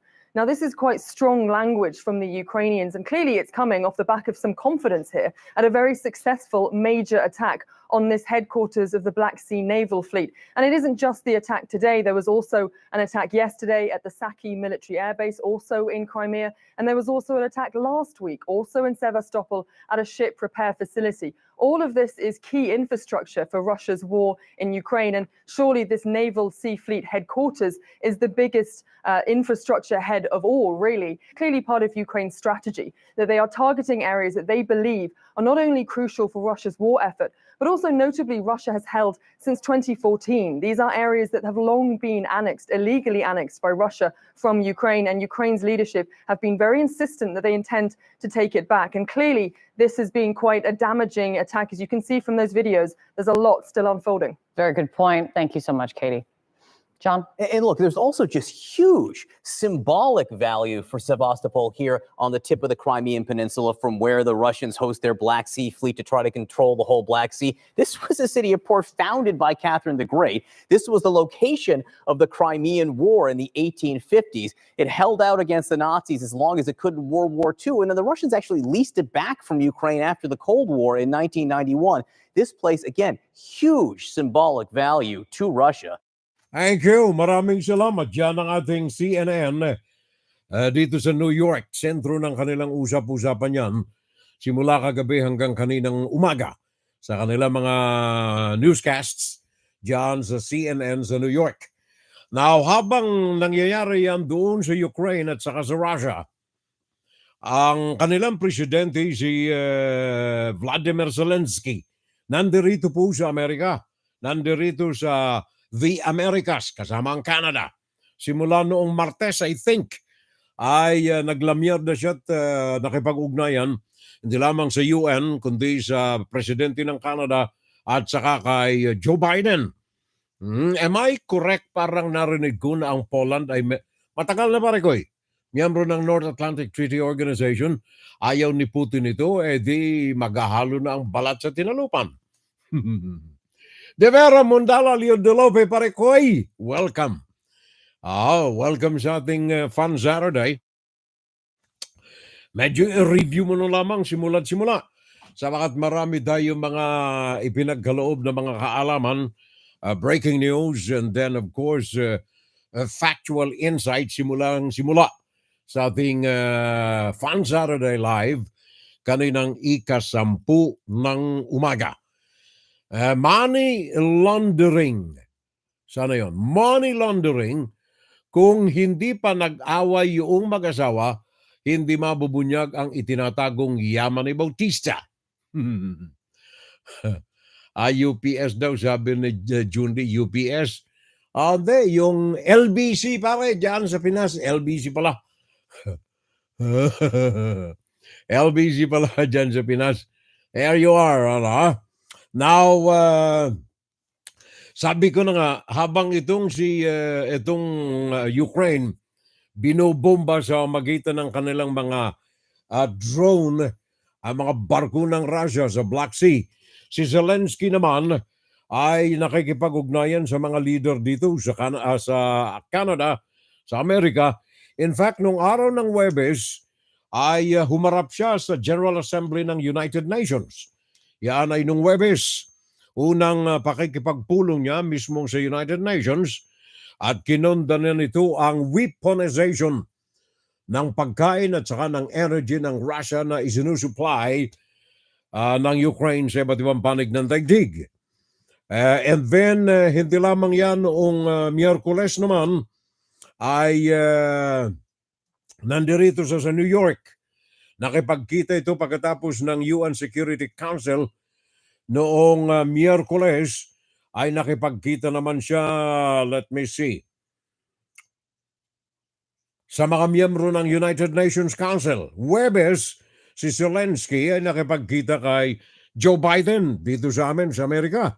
Joe Biden and Zelensky in the White House with the members of the U.S. Congress at the Capitol and visited the Pentagon. Biden announced additional aid for Ukraine, totaling to $325 million US. Pakinggan natin ito. As I discussed with President Zelensky, the people of Ukraine are steeled for this struggle ahead, and the United States is going to continue to stand with you. Today, I approve the next tranche of U.S. security assistance to Ukraine, including more artillery, more ammunition, more anti-tank weapons, and next week, the first U.S. Abrams tanks will be delivered to Ukraine. We also focused on strengthening Ukraine's air defense capabilities to protect the critical infrastructure that provides heat and light during the coldest and darkest days of the year. Committed to help Ukraine build a force capable of ensuring Ukraine's long-term security, capable of deterring future threats against sovereignty, territorial integrity, and freedom, which are underway now. Because that's what this is all about, the future of freedom. America can never, will never walk away from that. That's why 575 days later, we stand with Ukraine and will continue to stand with you, Mr. President. And that's why we're so proud of being able to be with you. Mr. President, we're with you. We're staying with you. Second, we reached new agreements that will strengthen Ukraine's defense capabilities. Thank you so much. More details will be announced shortly. And thirdly, I thank United States of America and Mr. President for the new defense package for Ukraine, a very powerful package. Thank you so much. And it has exactly what our soldiers need now. We will continue to work on the peace formula and preparing inaugural summit. So thank you so much, not only for these points, for all these points, for all these 575 days. Thank you. Thank you rin. Yan si Vladimir Zelensky. Tama ka pa rin, Jundi. Magaling itong leader na ito eh. Imagine mo, komedyanteng artista. Tapos naging presidente ng Ukraine and mabigat magaling na presidente, pare ko. Yun ang may laman ng utak. Yun ang sinasabi ni Miriam Santiago. Kailangan yung mga nandiyan dyan, kahit anong profesyon. Sabi ni Miriam Santiago, kahit anong profesyon, kailangan top of the line sila na siyang mamuno sa bansa. Hindi siya ay move by move. Sabi ni paring Jundi hindi siya ay move by move. At kahapon Friday, si Zelensky na andyan sa Canada. Very fruitful again yung kanyang bisita sa Canada. Si Canadian Prime Minister Justin Trudeau ay nangako rin 650 million Canadian dollars ang ipinangako ni Trudeau bilang ayuda ng Canada sa Ukraine. 650 million US dollars. Hindi lamang yan, 3 taon na tutulungan ng Canada ang Ukraine at ito ay bibigyan ng supply additional 50 armored vehicles and then training sa mga piloto para sa F-16 na gagamitin ng Ukraine diyan sa gera laban sa Russia. Puso ko, sa bayan ko. Yun ang dapat eh. Wherever you are, anuman ang country na inyong kinasasandalan, ang puso ninyo dapat sa inyong bansa. Alala ko tuloy yung F-35A. F-35A. Etong mga makabagong mga eroplano ito na ginagamit ng iba't ibang mga bansa, including Finland. Sinubukan nila kanina, for the first time, na itong eroplano na ito, F-35A, ay ilanding sa highway. Ito ay boundary itong Finland ng Russia. Hindi lamang na gusto nilang subukan na ilanding sa mga airstrips ang kanilang mga eroplano, kundi maging sa highway. 2 mga eroplanong F-38 ang kanilang ipinalanding sa kahabaan ng highway bilang trial and exercises ng Finland. Muntakay mo kahabaan ng highway. Yan ay kanilang sinubukang gawing kahapon and very, very successful ang kanilang landing. Makakabayad kaya ang Ukraine sa military support ng Amerika? Hindi bigay ang support na ito for free. May bayad. Ang iba may bayad pa rin, ang iba ay libre. Parang Hollywood movie sa kalya ang landing. Totoo yan eh. Magaling, tinignan ko yung video, sayang eh. Wala akong app kasi na pwedeng gamitin ko yung mga video na maipakita sa mga kababayan natin. But beautiful. Magaling. 2 F-35A naglanding sa kahabaan ng highway ng Finland. Kaya advancements of science To the man, the myth, and the legend. Pinagpapaalam na naman ako ni Junde. Junde, nauna ka na naman Thank you. Long live FSL, standing by. Sa audio ni Madam, sabi ni Jerry Conto, FSL Pareko. Thank you sa lahat. Maraming mga salamat sa inyo.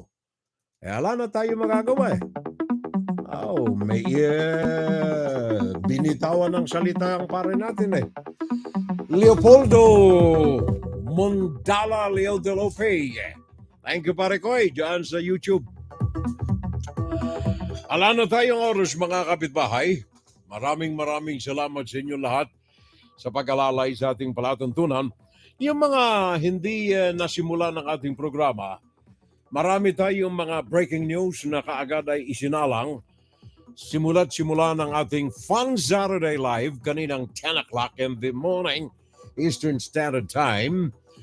Hanggang sa muli nating pagkikita mga kapitbahay, pakiusap lamang kung may pagmamahal tayo sa bayan, makatulong tayong maimulat ang ating mga bulag, mga pepe at mga bingi na kapitbahay, i-share natin kahit man lang yung second segment ng ating Fun Saturday Live. Hanggang bukas, hanggang next week, bukas Sunday magsimba tayo. Yun ang gusto kong ipaalala. Hanggang next week, magkita-kita tayong muli. As I've said every time sa ating FSL, I love you. Mahal ko kayo. From the deepest recesses of my soul. I love you. Kagaya ng pagmamahal ko sa aking pamilya. Sa loob ng 59 years, naglilingkod tayo sa ating mga kababayan, mga Pilipino, para lamang patingkarin natin ang pangako ng pillars of journalism. Truth and accuracy, independence, fairness and impartiality, humanity and accountability. Diyos mabalos, maray na aga, maray na udto, maray na hapon, maray na banggi sa lambansaro. Good morning, good noon, good afternoon, and good evening everyone. Sunday magsimba tayo. Thank you. Maraming salamat. Magandang umaga, magandang tanghali, magandang hapon, magandang gabi po sa inyo lahat. Again, Furel Salvo sa FSL. Simulcast sa YouTube and Facebook. Bye-bye! Ingat kayo riyan. At sa aking may bahay, alisin ko ang nauna na I love you, Nang. Paalam na sa inyo lahat. Kakain na daw. Kain na daw tayo kain na. Paalam na kami, mga kapitbahay. Fun Saturday Live.